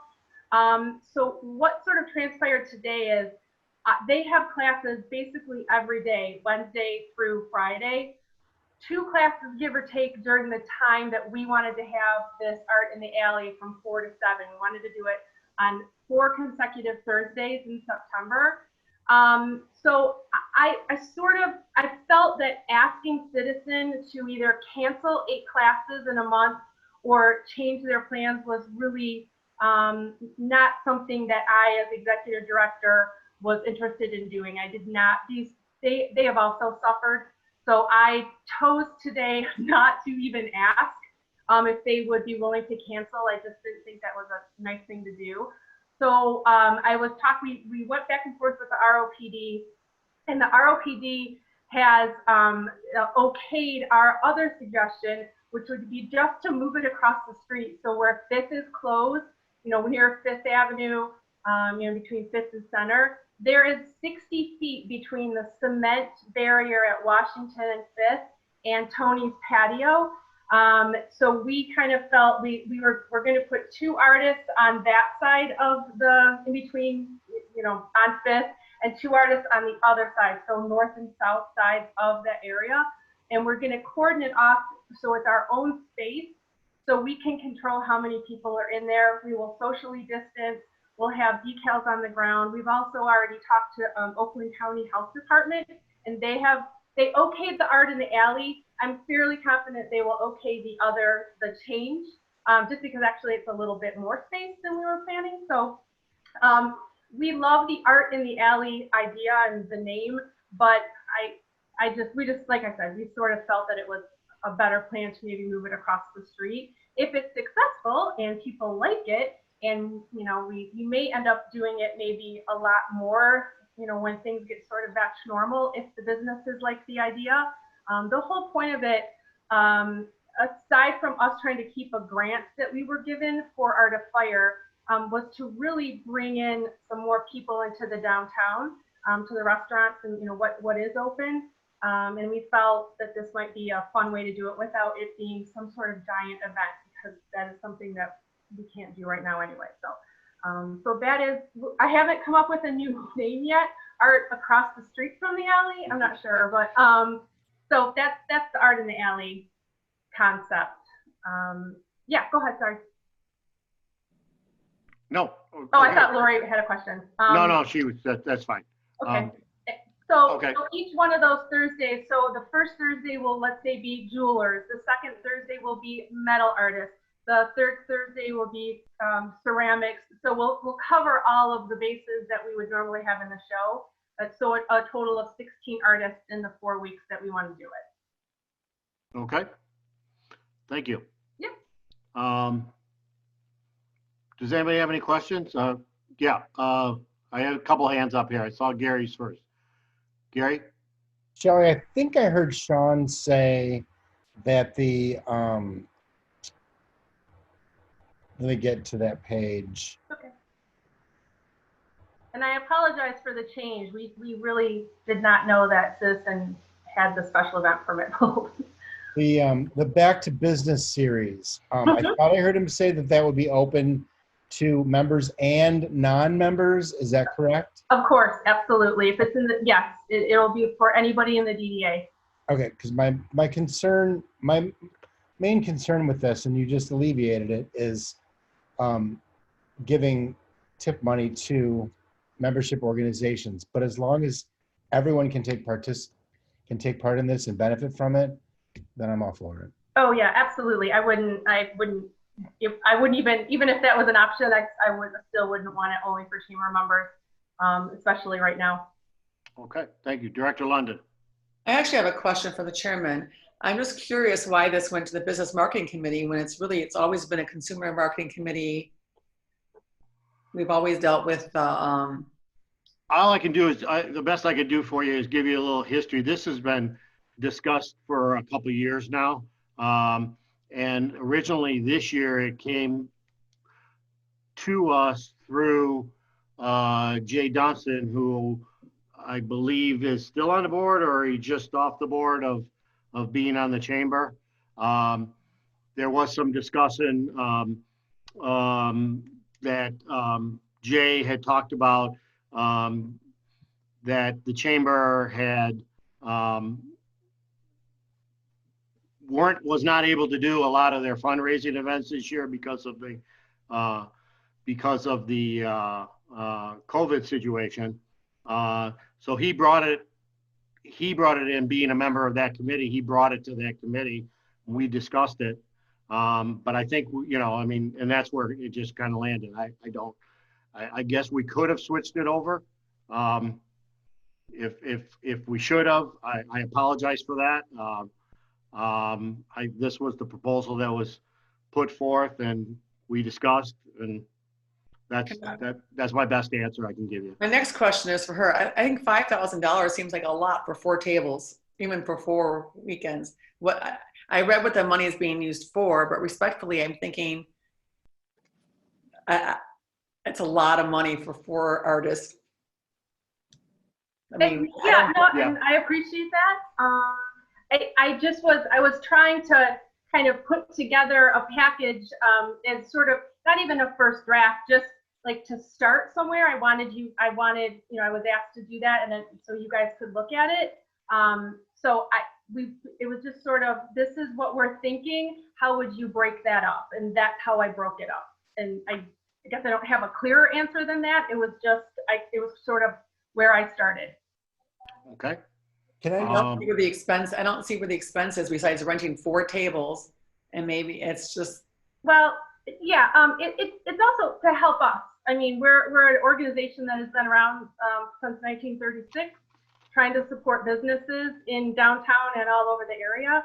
And we, you know, as you can only imagine, we are severely hurting right now because we were left out of pretty much every single fundraiser or grant opportunity, not only with the state, but also the country. So because we're a 501c6. So, you know, it is to help us. It is help us keep our doors open so we can help you guys. Mm-hmm. And then on the Back to Business series, and just as a business owner, I've gotten invitations in my inbox almost daily about free back to businesses from my own industry. Mm-hmm. So I'm not sure how many people would actually attend that. I don't know if there's an appetite for that because I've been back in business, I think, since sometimes in June. So when this gets launched, I think it's almost too late because most of us are back in business unless you're a gym owner or only a bar owner or a bowling alley. Most of us are already back to business. But well, I would say, you know, and I appreciate that, Lori. Like I said, we've been talking about this for a while. And that, you know, when I started this proposal, none of you had been back in business for a while. So those are just kind of ideas. I'm absolutely, the whole staff and I are completely open to some different ideas. Obviously, we'd like to someday do them in person, but you know, you can't do that right now. But I totally agree. Some of my kind of spitballing ideas are probably pretty out of date at this point, but I would then look to you guys and business owners in the downtown to tell me what they actually what would be helpful. And it doesn't even necessarily have to be someone like a talking head telling you how to do your business. I mean, it could be more of like roundtables. It could be Q&As. It could just be trying to help the chamber, trying to help you guys, you know, communicate among each other. And then give like best practices to each other. You know, I'm open. That was just kind of a starting off point. Okay, sure. And I just, I want to, I can see a couple hands here, but I want to also, to Director London, I know that, and Sean can maybe expand upon it a little bit. When Sean first came on board, one of the first things he did was we had some sit-down meetings with a lot of the retailers in the downtown area, and these educational series and seminars and whatever they were was one of the top things that they were looking for, that they asked us for, that they thought that the DDA might be able to provide. So I think Sean probably knows a lot more about it because he's been a lot more connected than I have. But I do recall that being one of the things that that they came to us and said, this is something that we would like to see. We would like to see more of coming out of the DDA. So Director Riley, I think you had your hand up. Yeah. Just one thing is that, and why it came to us, I'm not sure. I assume it's because of Jay. But what we tried to do was we tried to work with Shelley to come up with what we considered to be a win-win, where the chamber would get some kind of financial help and sponsorship for certain events, and the DDA could gain something for our membership as it is. That's why Shelley came up with the seminars, and and like she said, you know, one, it's probably not as timely, so we can adjust that. But the other thing too that's not mentioned here is that Shelley's offered, you know, we have a one-man band here with Sean Kammer. You know, and Sean and I always like to laugh that Lake Orion, who's probably got 1/10 of our budget, has three staff members in their DDA. We have Sean. Shelley's offered her staff to help Sean with stuff as we go further throughout this year. I think as you guys all realize, Sean's daily tasks have been multiplied by about 5 now. So not only help with staffing, but also with lists and stuff like that for some of the projects that we're going to be doing. So again, we tried to structure this so it was a win-win situation for both the chamber and us, the DDA. Okay, I'm gonna go with Director Brake first. Okay, thank you, Mr. Chairman. Just wanted to say briefly, I will be lending my support to this initiative. I think with the Chamber of Commerce, that as a community organization, that we should lend support to them and help them further this endeavor. So I just wanted to share that with you, and I've spoken to Shelley and aware of their situation and the lack of limited resources out there. So I'm just sharing my perspective with the group. Thank you, Mr. Wright. Okay, Shelley, one more time, and then I'm going to bring it back to the table here. Sure. And also to piggyback on what Matt said, one of the other things that I think we would be able to help, at least Sean, with is some informational gathering. As long as we get to have our events in downtown next year and maybe the one in December. One of the things that Sean was asking about was just some information about the residents, who comes to the downtown, where are they coming from, how long do they stay when they come. So we would be able to do some survey work at least in the larger community events, not necessarily on any of the educational stuff, but when we bring people in from the downtown, into the downtown from all over the Tri-County area, I think, and I don't mean to misspeak, but I think that was one thing that Sean was sort of interested in, was just who exactly is here. Okay, thank you. Director London, you're muted. I'm just curious, is this going to be like an all or nothing? Because I don't think the Christmas event's happening. We haven't even. Well, let me clarify something for you here, and maybe offer even another suggestion here. The suggested resolution that's before us is a not to exceed number. So I think that this is probably going to get adjusted as we go through the process. And I would be open to the fact, and I don't know how the BMC committee, I would assume there wouldn't be any objection to it, but I would be open to the fact that we flip-flop this back to the Consumer Marketing Committee to work with the chamber in developing the educational seminars and the events that are thing. So she would then work with Consumer Marketing Committee, if this were to pass, to work with the Consumer Marketing Committee moving forward. So that, to me, that makes it a lot easier. And again, this being a not to exceed number, it may get adjusted as we go through. Director Rossman. Thank you, Chairman. I would like to say that I like this proposal. I would like to see, I get that we have to put some build out around the dollars, but I see that with Shelley here, that she's basically, it sounds like allowing us to potentially get some boots on the ground within our own DDA to shore up whatever our future opportunities really are. And I would hate for us to look at this as concrete investments within that 50,000, but as a larger partnership between us and the DDA. So I really do like this idea of being closer to the Chamber of Commerce, especially given the fact that I am not a business owner, but I do think that this will help us gain some reputational value throughout the business community. Thank you. Okay. Anything else? No other comments? Any action, motions that can be brought forth at this time? Director Riley? I'd move to approve this. Okay. And then if you want to send it further to the Consumer Marketing Committee for the seminars or whatever, that's fine. I'm totally fine with that. Okay. Okay, so I have a motion by Director Riley, a second by Director Rossman. Any further discussion? If not, I'm going to call for the roll call. Director Riley? Yes. Director Baglio? Yes. Director Yesbeck? Yes. Director Rosbeck, Yes. Director London, Yes.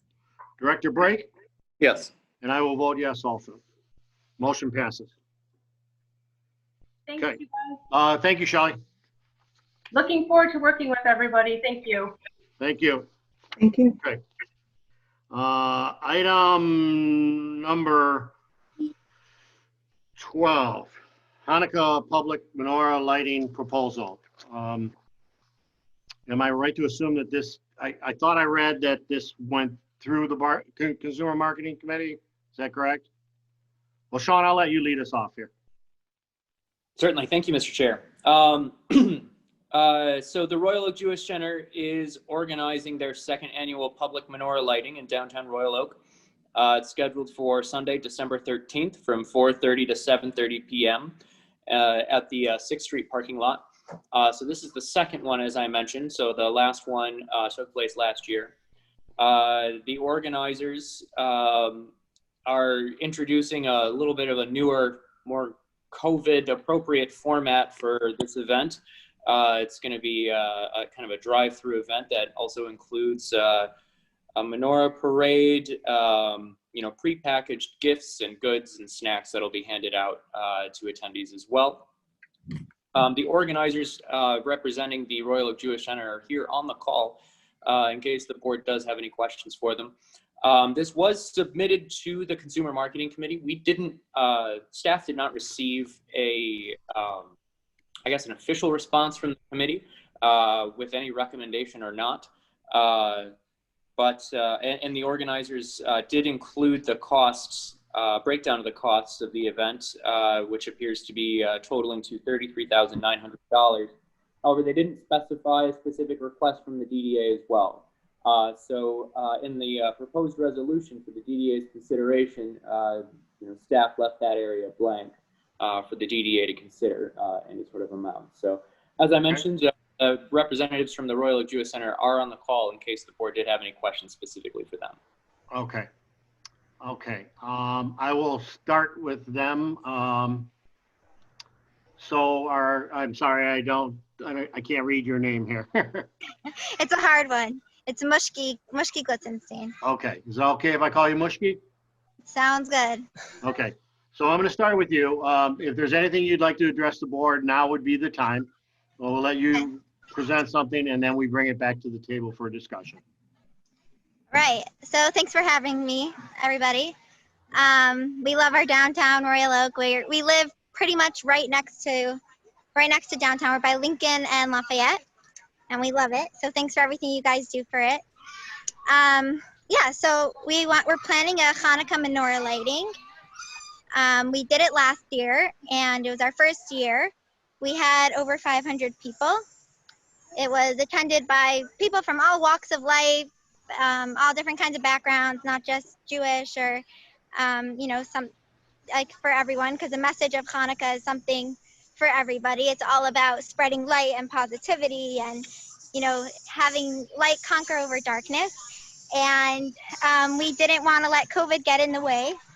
And I know last year the DDA kind of reached out to us and said, "Oh, we heard your event was such a success. We might want to be part of it next year." And obviously, we welcome that opportunity because with your help, we can make this event something really cool, even though we find ourselves in interesting circumstances. So we're thinking of doing a drive-in menorah lighting with a laser light show, and different and little food packages delivered to each car as it drives in. And what else, Maishi? Anything else you want to say? That's pretty much. That's pretty much that. And then we're gonna light the menorah all together and sing. It's free, and so the event it's also and the event is free. There's no price for it's coming. covered by. Okay, thank you. If you'll just hang on for a minute, because somebody might have some questions for you. Okay. Sounds good. On the board, back to the board. Does anybody have any questions? Director Rosbeck.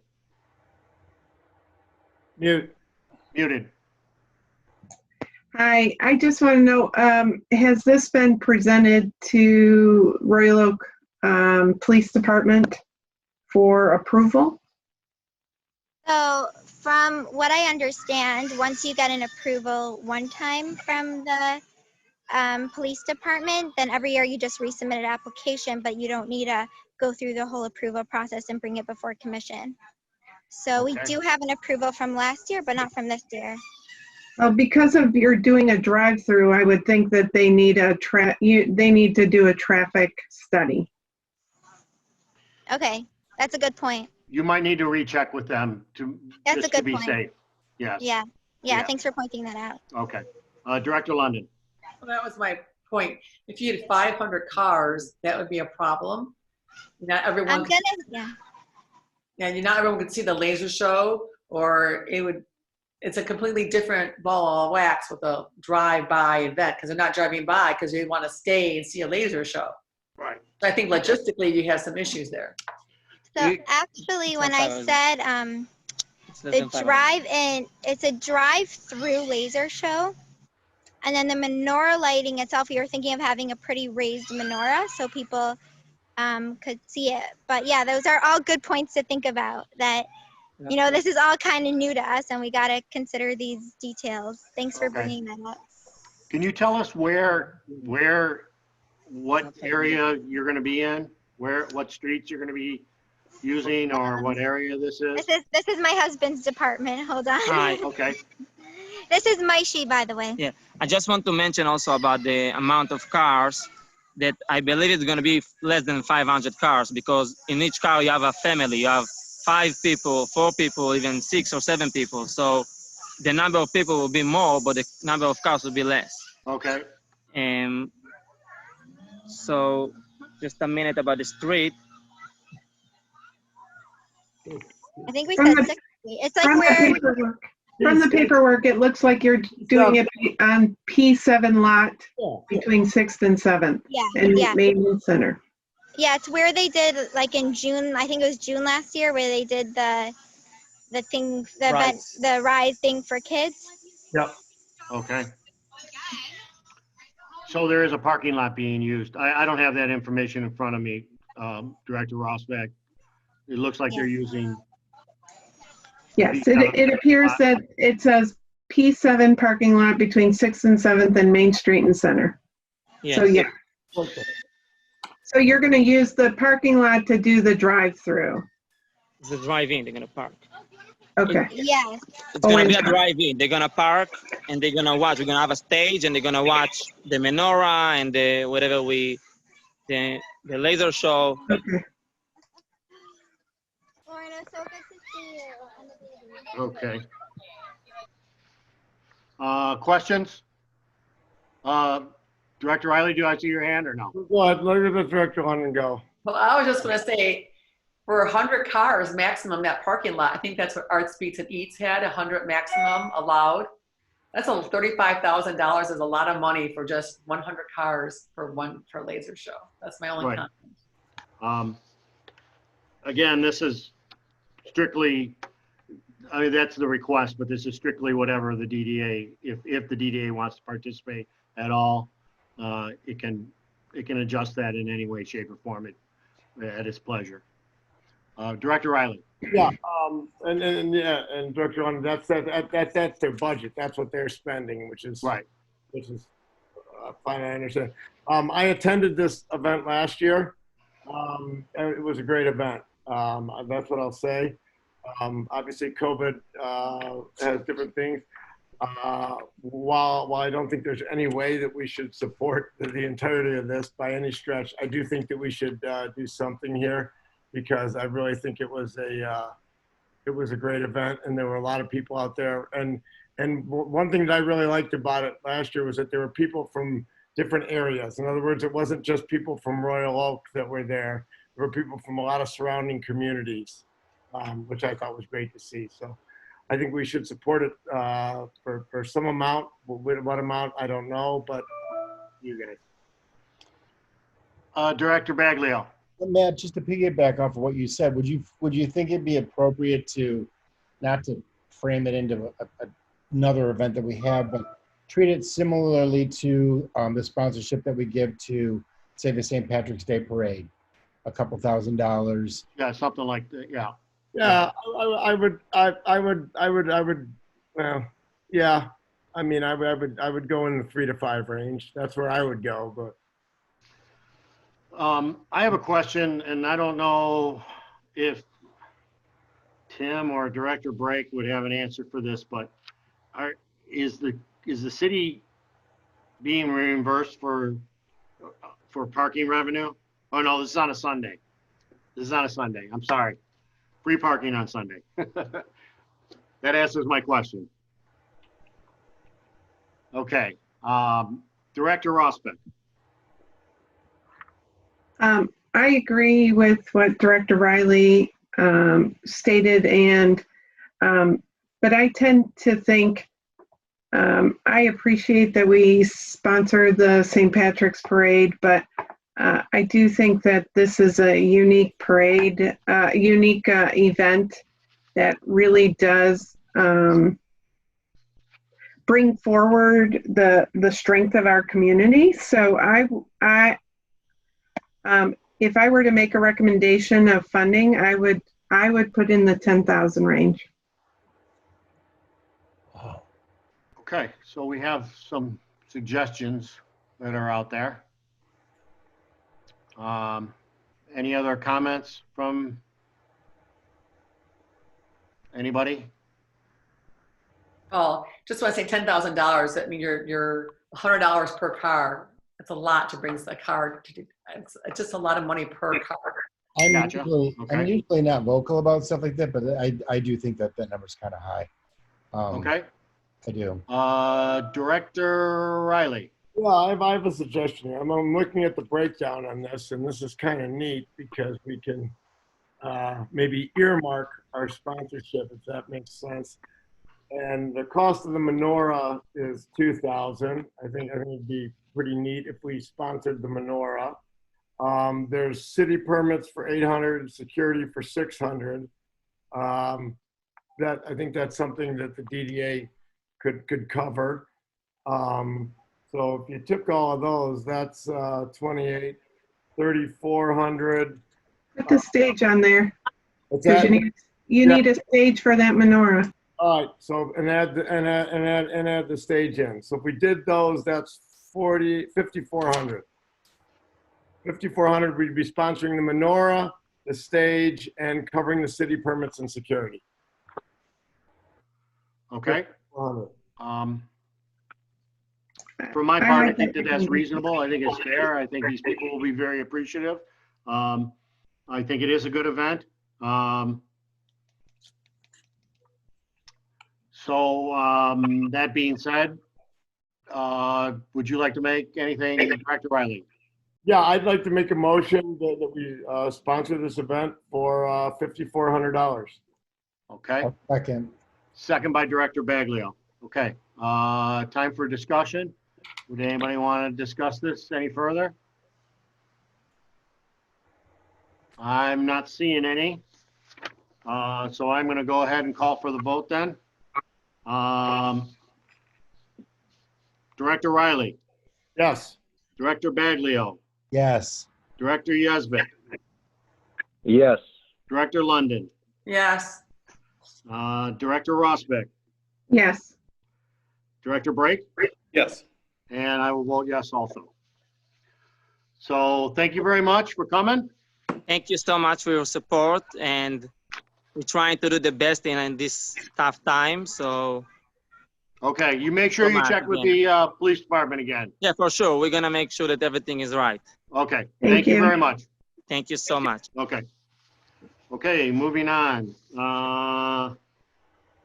Item number 13, parking. I guess this one. Tim, you want to do this? Yeah, as you know, the DDA has been providing free parking in the decks for the month of July and August to the tune of $100,000 a month. The infrastructure committee the last meeting did discuss an email that was forwarded from Mr. Holbrook that was referred to the committee to cover some related issues and address whether or not to continue that free parking into September. As you can see, the committee met on the 25th. There were a series of 5 bullet point items that the committee is recommending to the DDA. The first would be that the DDA discontinue providing free parking in the decks. The second would be that the flat fee that used to be imposed for the parking structures after 5 o'clock be discontinued and not reinstituted as part of moving forward. Number 3 is that the 2 hours free in the parking decks be all 24/7. Obviously, Sundays would remain free at all times.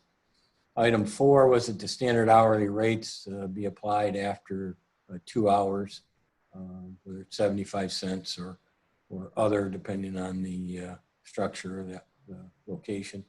And then 5 was that the monthly passes, permits be sold at previously established rates. Again, that might vary between structures and times. So if the board does concur with the committee's recommendation, there is a resolution there for your consideration. Okay, Director Riley. Yeah, this is, first of all, I just think this is great work by the committee. These are all excellent suggestions. My question would be, assuming that we approve this and that this is law, or that we go with this, what will we do to promote it? In other words, should we put signs up on decks? Do we put signs across the street? I'm thinking, I can't remember, but I think there's a sign outside right now that I think it. Tim, do you remember what the sign says right across Main Street, right out my window here? I believe it simply says free hours to parking, but I'm not sure whether there's a limit on it or an identification. Okay, all right. But that's what, again, if this is approved, I think that we should do something, you know, whether it's going to Rocket Printing and printing up some signs that we can hang from the deck saying, you know, 2 hours free, 24/7 or whatever. Okay. Any other questions? So Director Brake, I think we might need to, I think the sign strung across Main Street is free deck parking, isn't it? Which is I going to believe end you're at right. the end of this month. So we may need Yeah, it says a DPW time restriction. We may need DPW to get that down. Okay.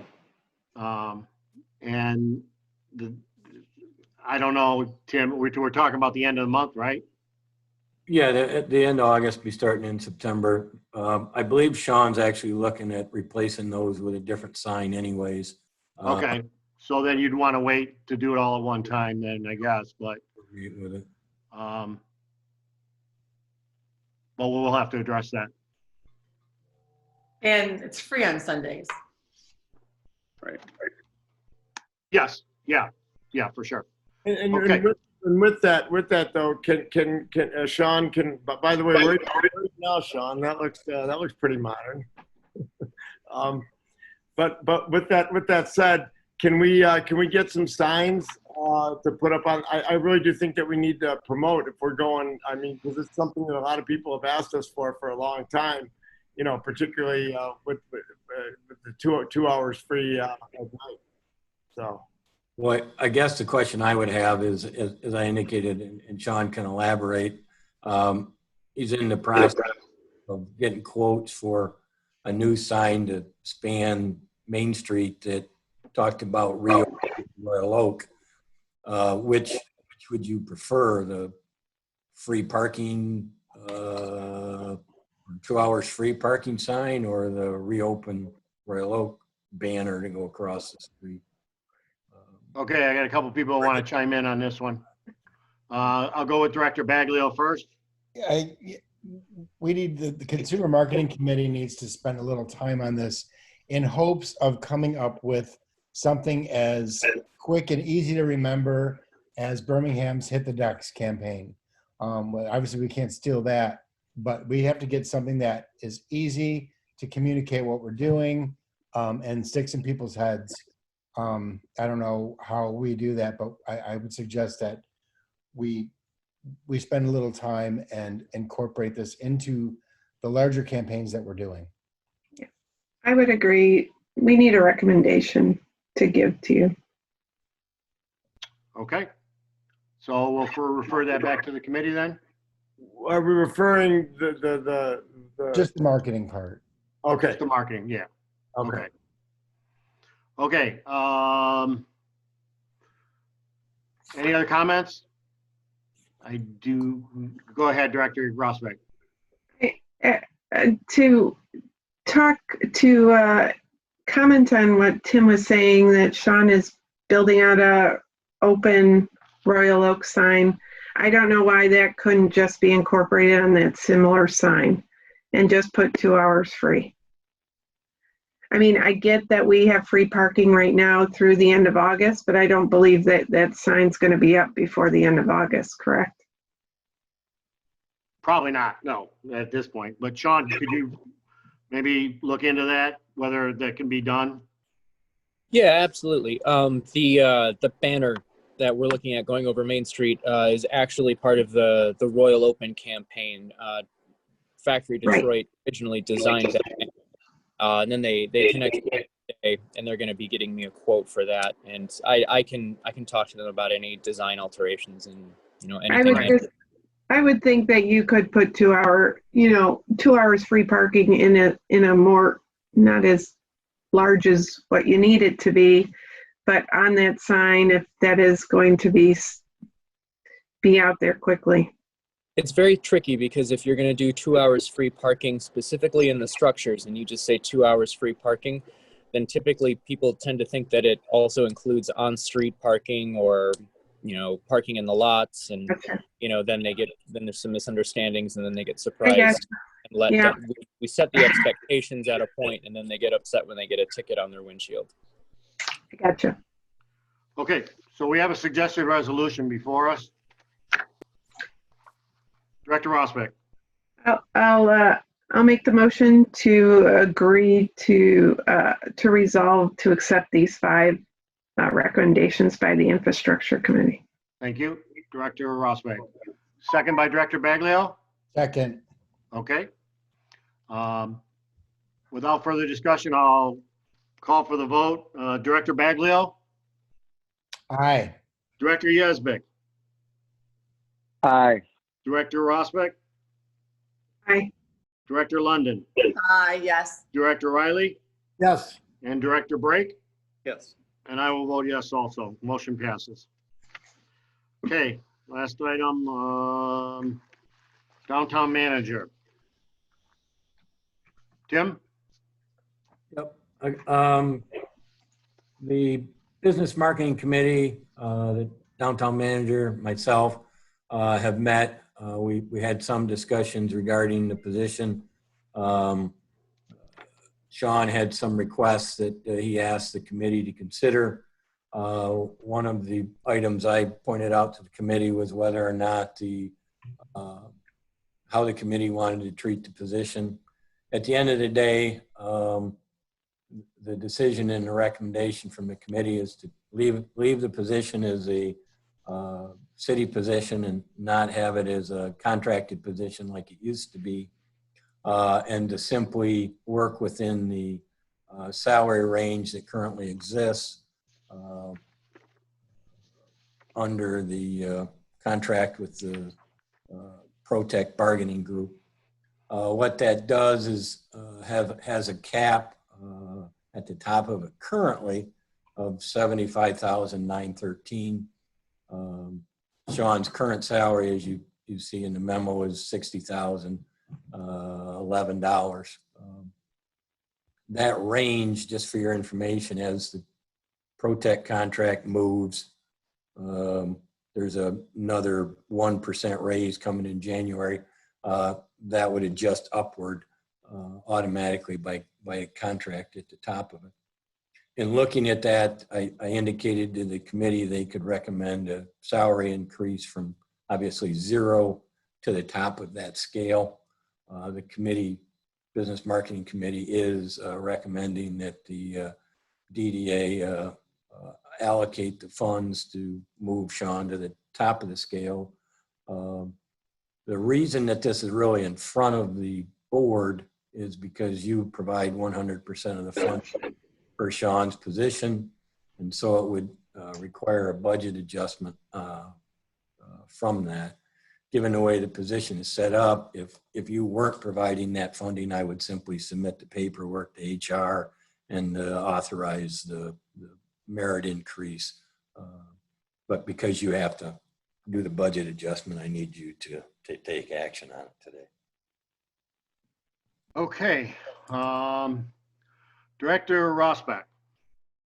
Can I ask, I appreciate this request, but will this negatively impact Sean moving forward in that he maxes out on any kinds of other opportunities within his position? Or if we're providing the funding, do we also provide the range increases? The range was established based on the time that the position went from being a contracted position to being a full-time position within the city parameter under the ProTech. So at that point in time, the salary range was established. The Human Resources Department looked at other equivalent positions outside and came up with that range. And as I said, that adjusts upward as the contract on it. Very similar to every other position within the city. Once you hit the top of your range, obviously the only increases you get after that are life contracted percentage increases. So my second question to that is, has this position gone back out to the market to make sure this range is appropriate still? It hasn't gone back out since it was initially. That was, just a year or so ago, 2 years. Okay. Okay, Director London. I move to support the Resolution. Thank you. Director Baglio. Second. And a second by Director Baglio. Anybody have any questions, or Sean, did you want to chime in here at all, or are you Matt good? Riley does. I just have one comment. Oh, I'm sure. Okay, comment. go ahead, Director Riley. Obviously I'm going to support this. I think, and most of you guys have been on the board. I think most of you were here when I got on the board. And I think one of the best things that we've done as board members is fill this position with Sean. And I think that says it all right there.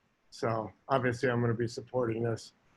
And okay, Director Baglio. I'm just to gush a little bit. I mean, I've been on the board for 6 years now, and before we had a downtown manager, and after Sean, and the communication and the hand on the pulse of what's happening in our downtown has improved 1,000-fold since Sean came on board. I think he's vital to communication flowing fluidly in our downtown, and I can't say enough great things about him. And one more thing, and his performance in the last 4 months has been just off the charts. I mean, all the stuff that we've gotten done as a group, without him, there's no way we get it done. I mean, today we were back and forth 5 different emails on stuff that's going on now. And I'll be honest with you, I don't know how he keeps it all. All right, sounds good. I'm going to go ahead and call for the vote here. Okay, Director Riley. Yes. Director London. Yes. Director Brake. Yes. Director Baglio. Yes.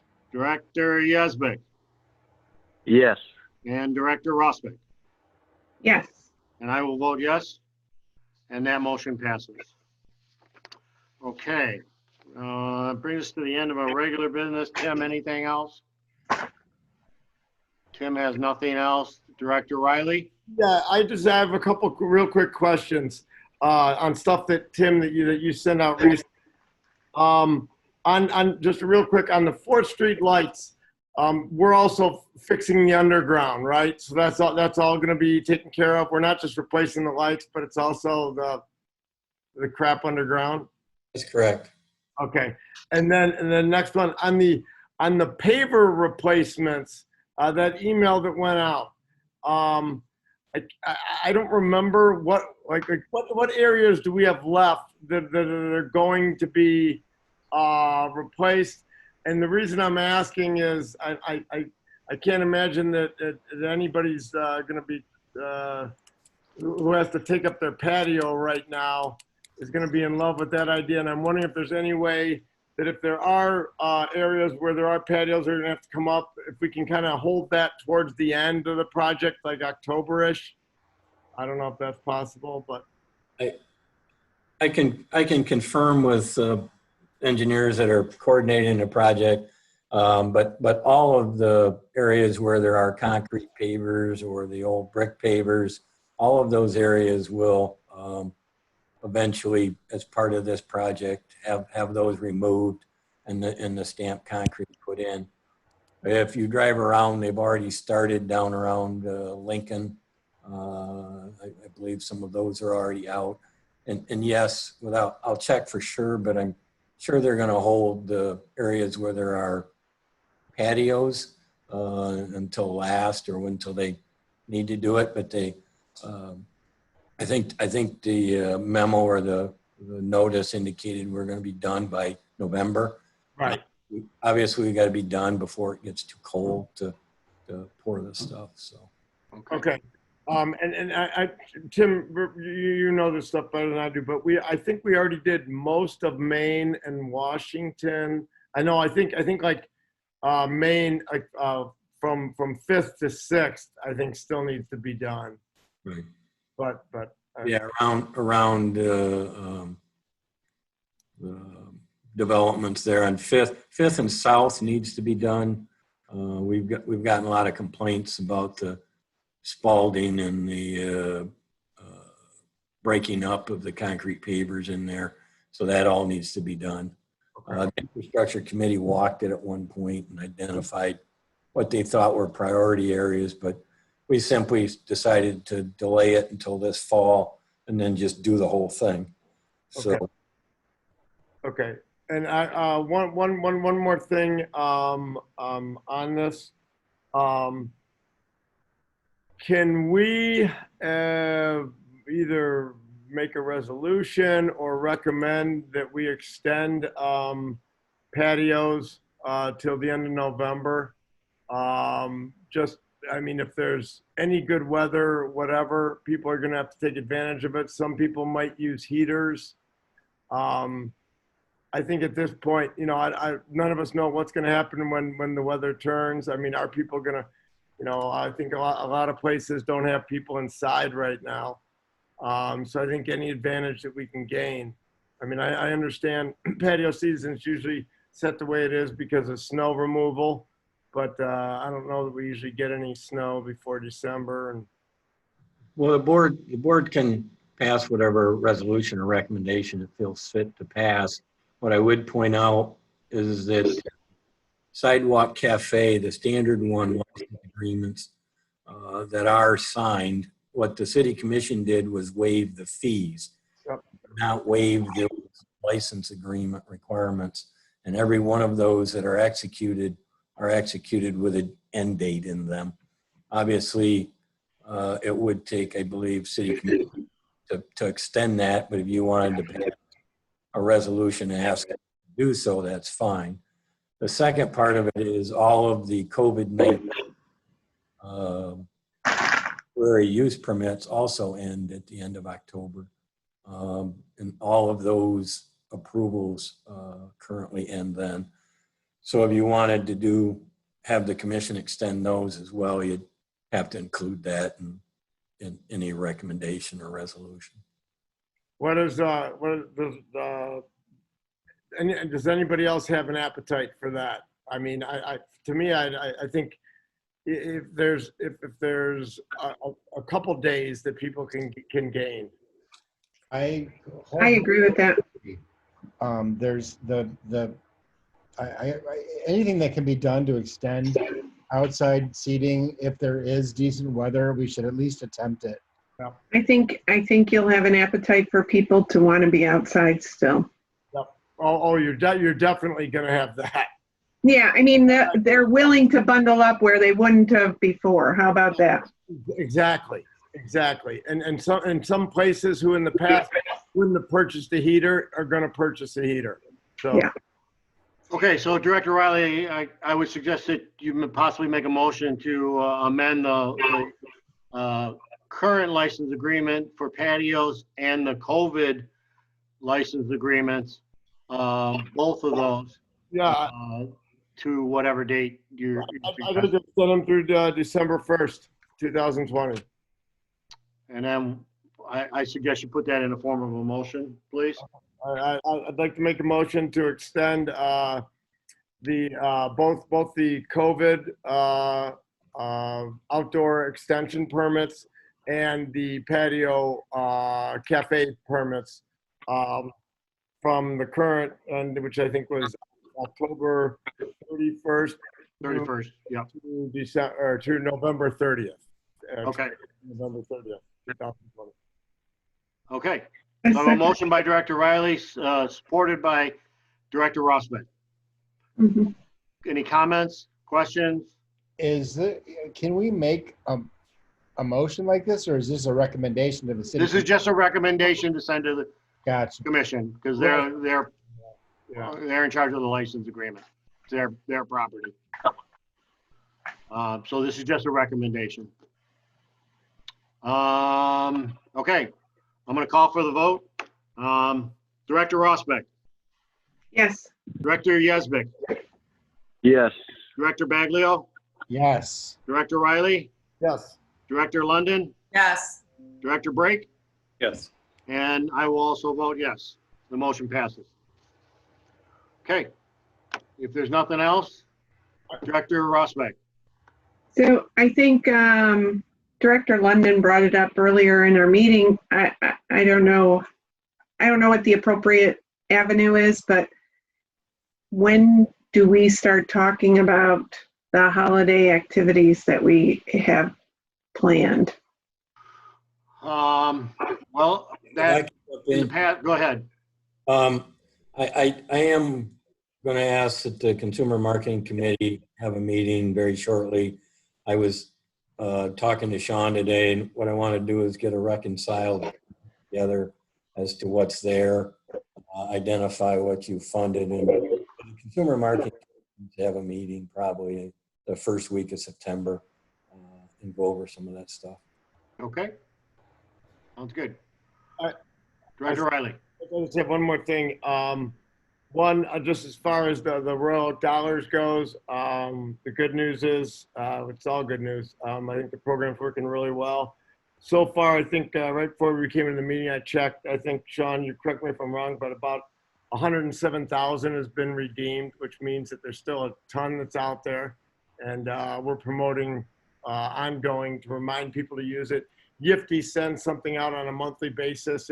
I don't know if you guys got your cards or not, but I got mine, I haven't used it, and they send it out like on the month anniversary to remind you that you have it.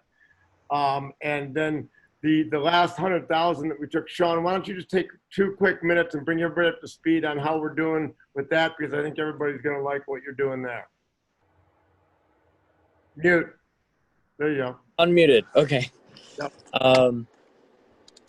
Yeah, so I'm able to log in and look at a dashboard about how that tells me how the cards are being used.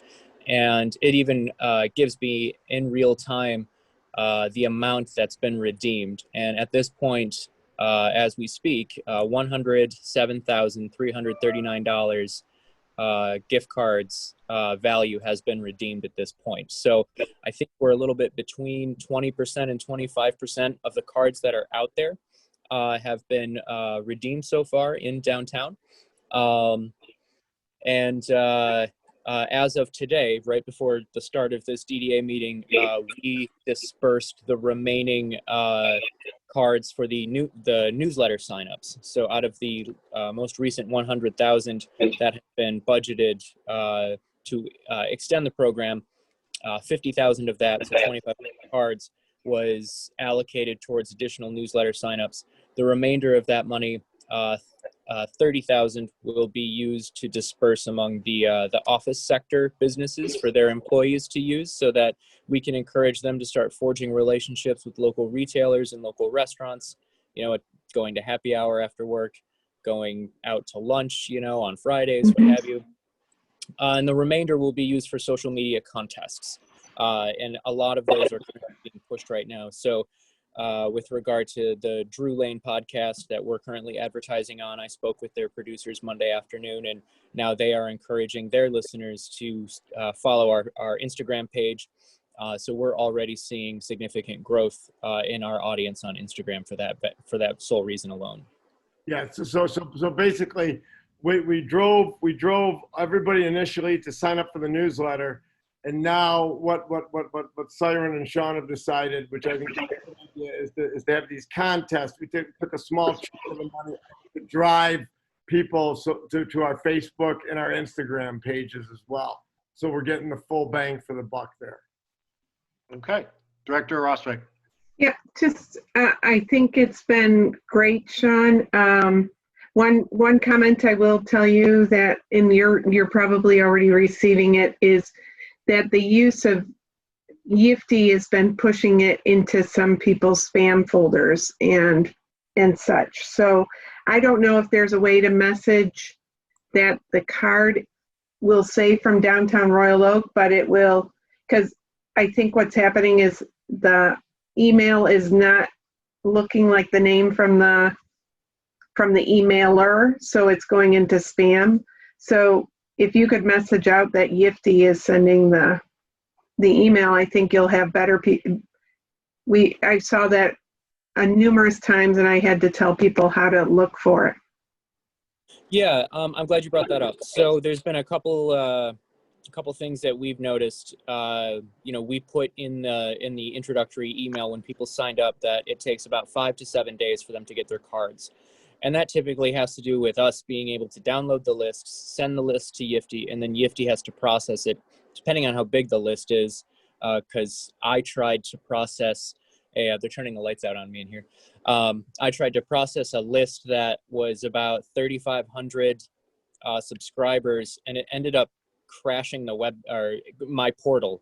And so with lists that are that big, I actually have to turn them into CSVs and then email them over to Yifty, and then they have to process them, which takes some time because they have to break it down and send it out in chunks. Secondly, every time somebody has emailed me saying that their card was never delivered, it had either gone to spam or they had just missed the email. It was in their inbox. And anytime I had looked it up on the portal, I found it immediately and then sent them the link. So another instance of when people said that they never received their cards was if they subscribed and then immediately unsubscribed so that they signed up, but then they wouldn't have to get our newsletters. What they were doing is they were taking themselves off of the subscribers list. So when I would go in there the next morning and download the new subscribers list, they had removed themselves, but they were still expecting a card. And so then I would have to, kind of explain to them that they had disqualified themselves in the process. So those are the common things I'm running into with regard to people saying that they haven't received their cards. I will talk to Siren about putting it in September's newsletter. That if they are expecting a card, to look for the email from Yifty to clarify that. So I will follow up with that. So or just put an FAQ on the web page. I think just adding an FAQ would help. Like I said, I think most people I talked to, it was in their spam folder. So it ended up happening that way for them. And I don't know if it's if a particular email type is what was driving it. So I don't know if Yahoo accounts were pushing it to spam more than Gmail or what have you. But I thought if those are our only issues, that's a great issue to have. Right. Okay. Just out of curiosity, don't okay boomer me, but don't people like check their spam folder to see what's in there? No, they just really. You know how much of spam I get? Oh, yeah, I mean, I only get like 1 or 2 junk mail a day, I guess. Oh, no, I get over 200 a day. Oh my So, God. yeah, it's Okay. just, people sign up with emails intent to never look at them. That's the challenge, unfortunately. Okay. All right. Thank you, everybody. I'll entertain a motion to adjourn. Where's Jason? Motion Yeah. to Motion by Director Rosbeck, Second. second by Director Brake. All those, I need a roll call vote, I guess, here. Director Rosbeck, Yes. Director Yesvik, Yes. Director Baglio, Yes. Director Riley, Yes. Director London, still with us? No. Okay. Director Brake, Yes. and I will vote yes, and we are adjourned. Thank you, everybody. Great seeing everybody. Bye.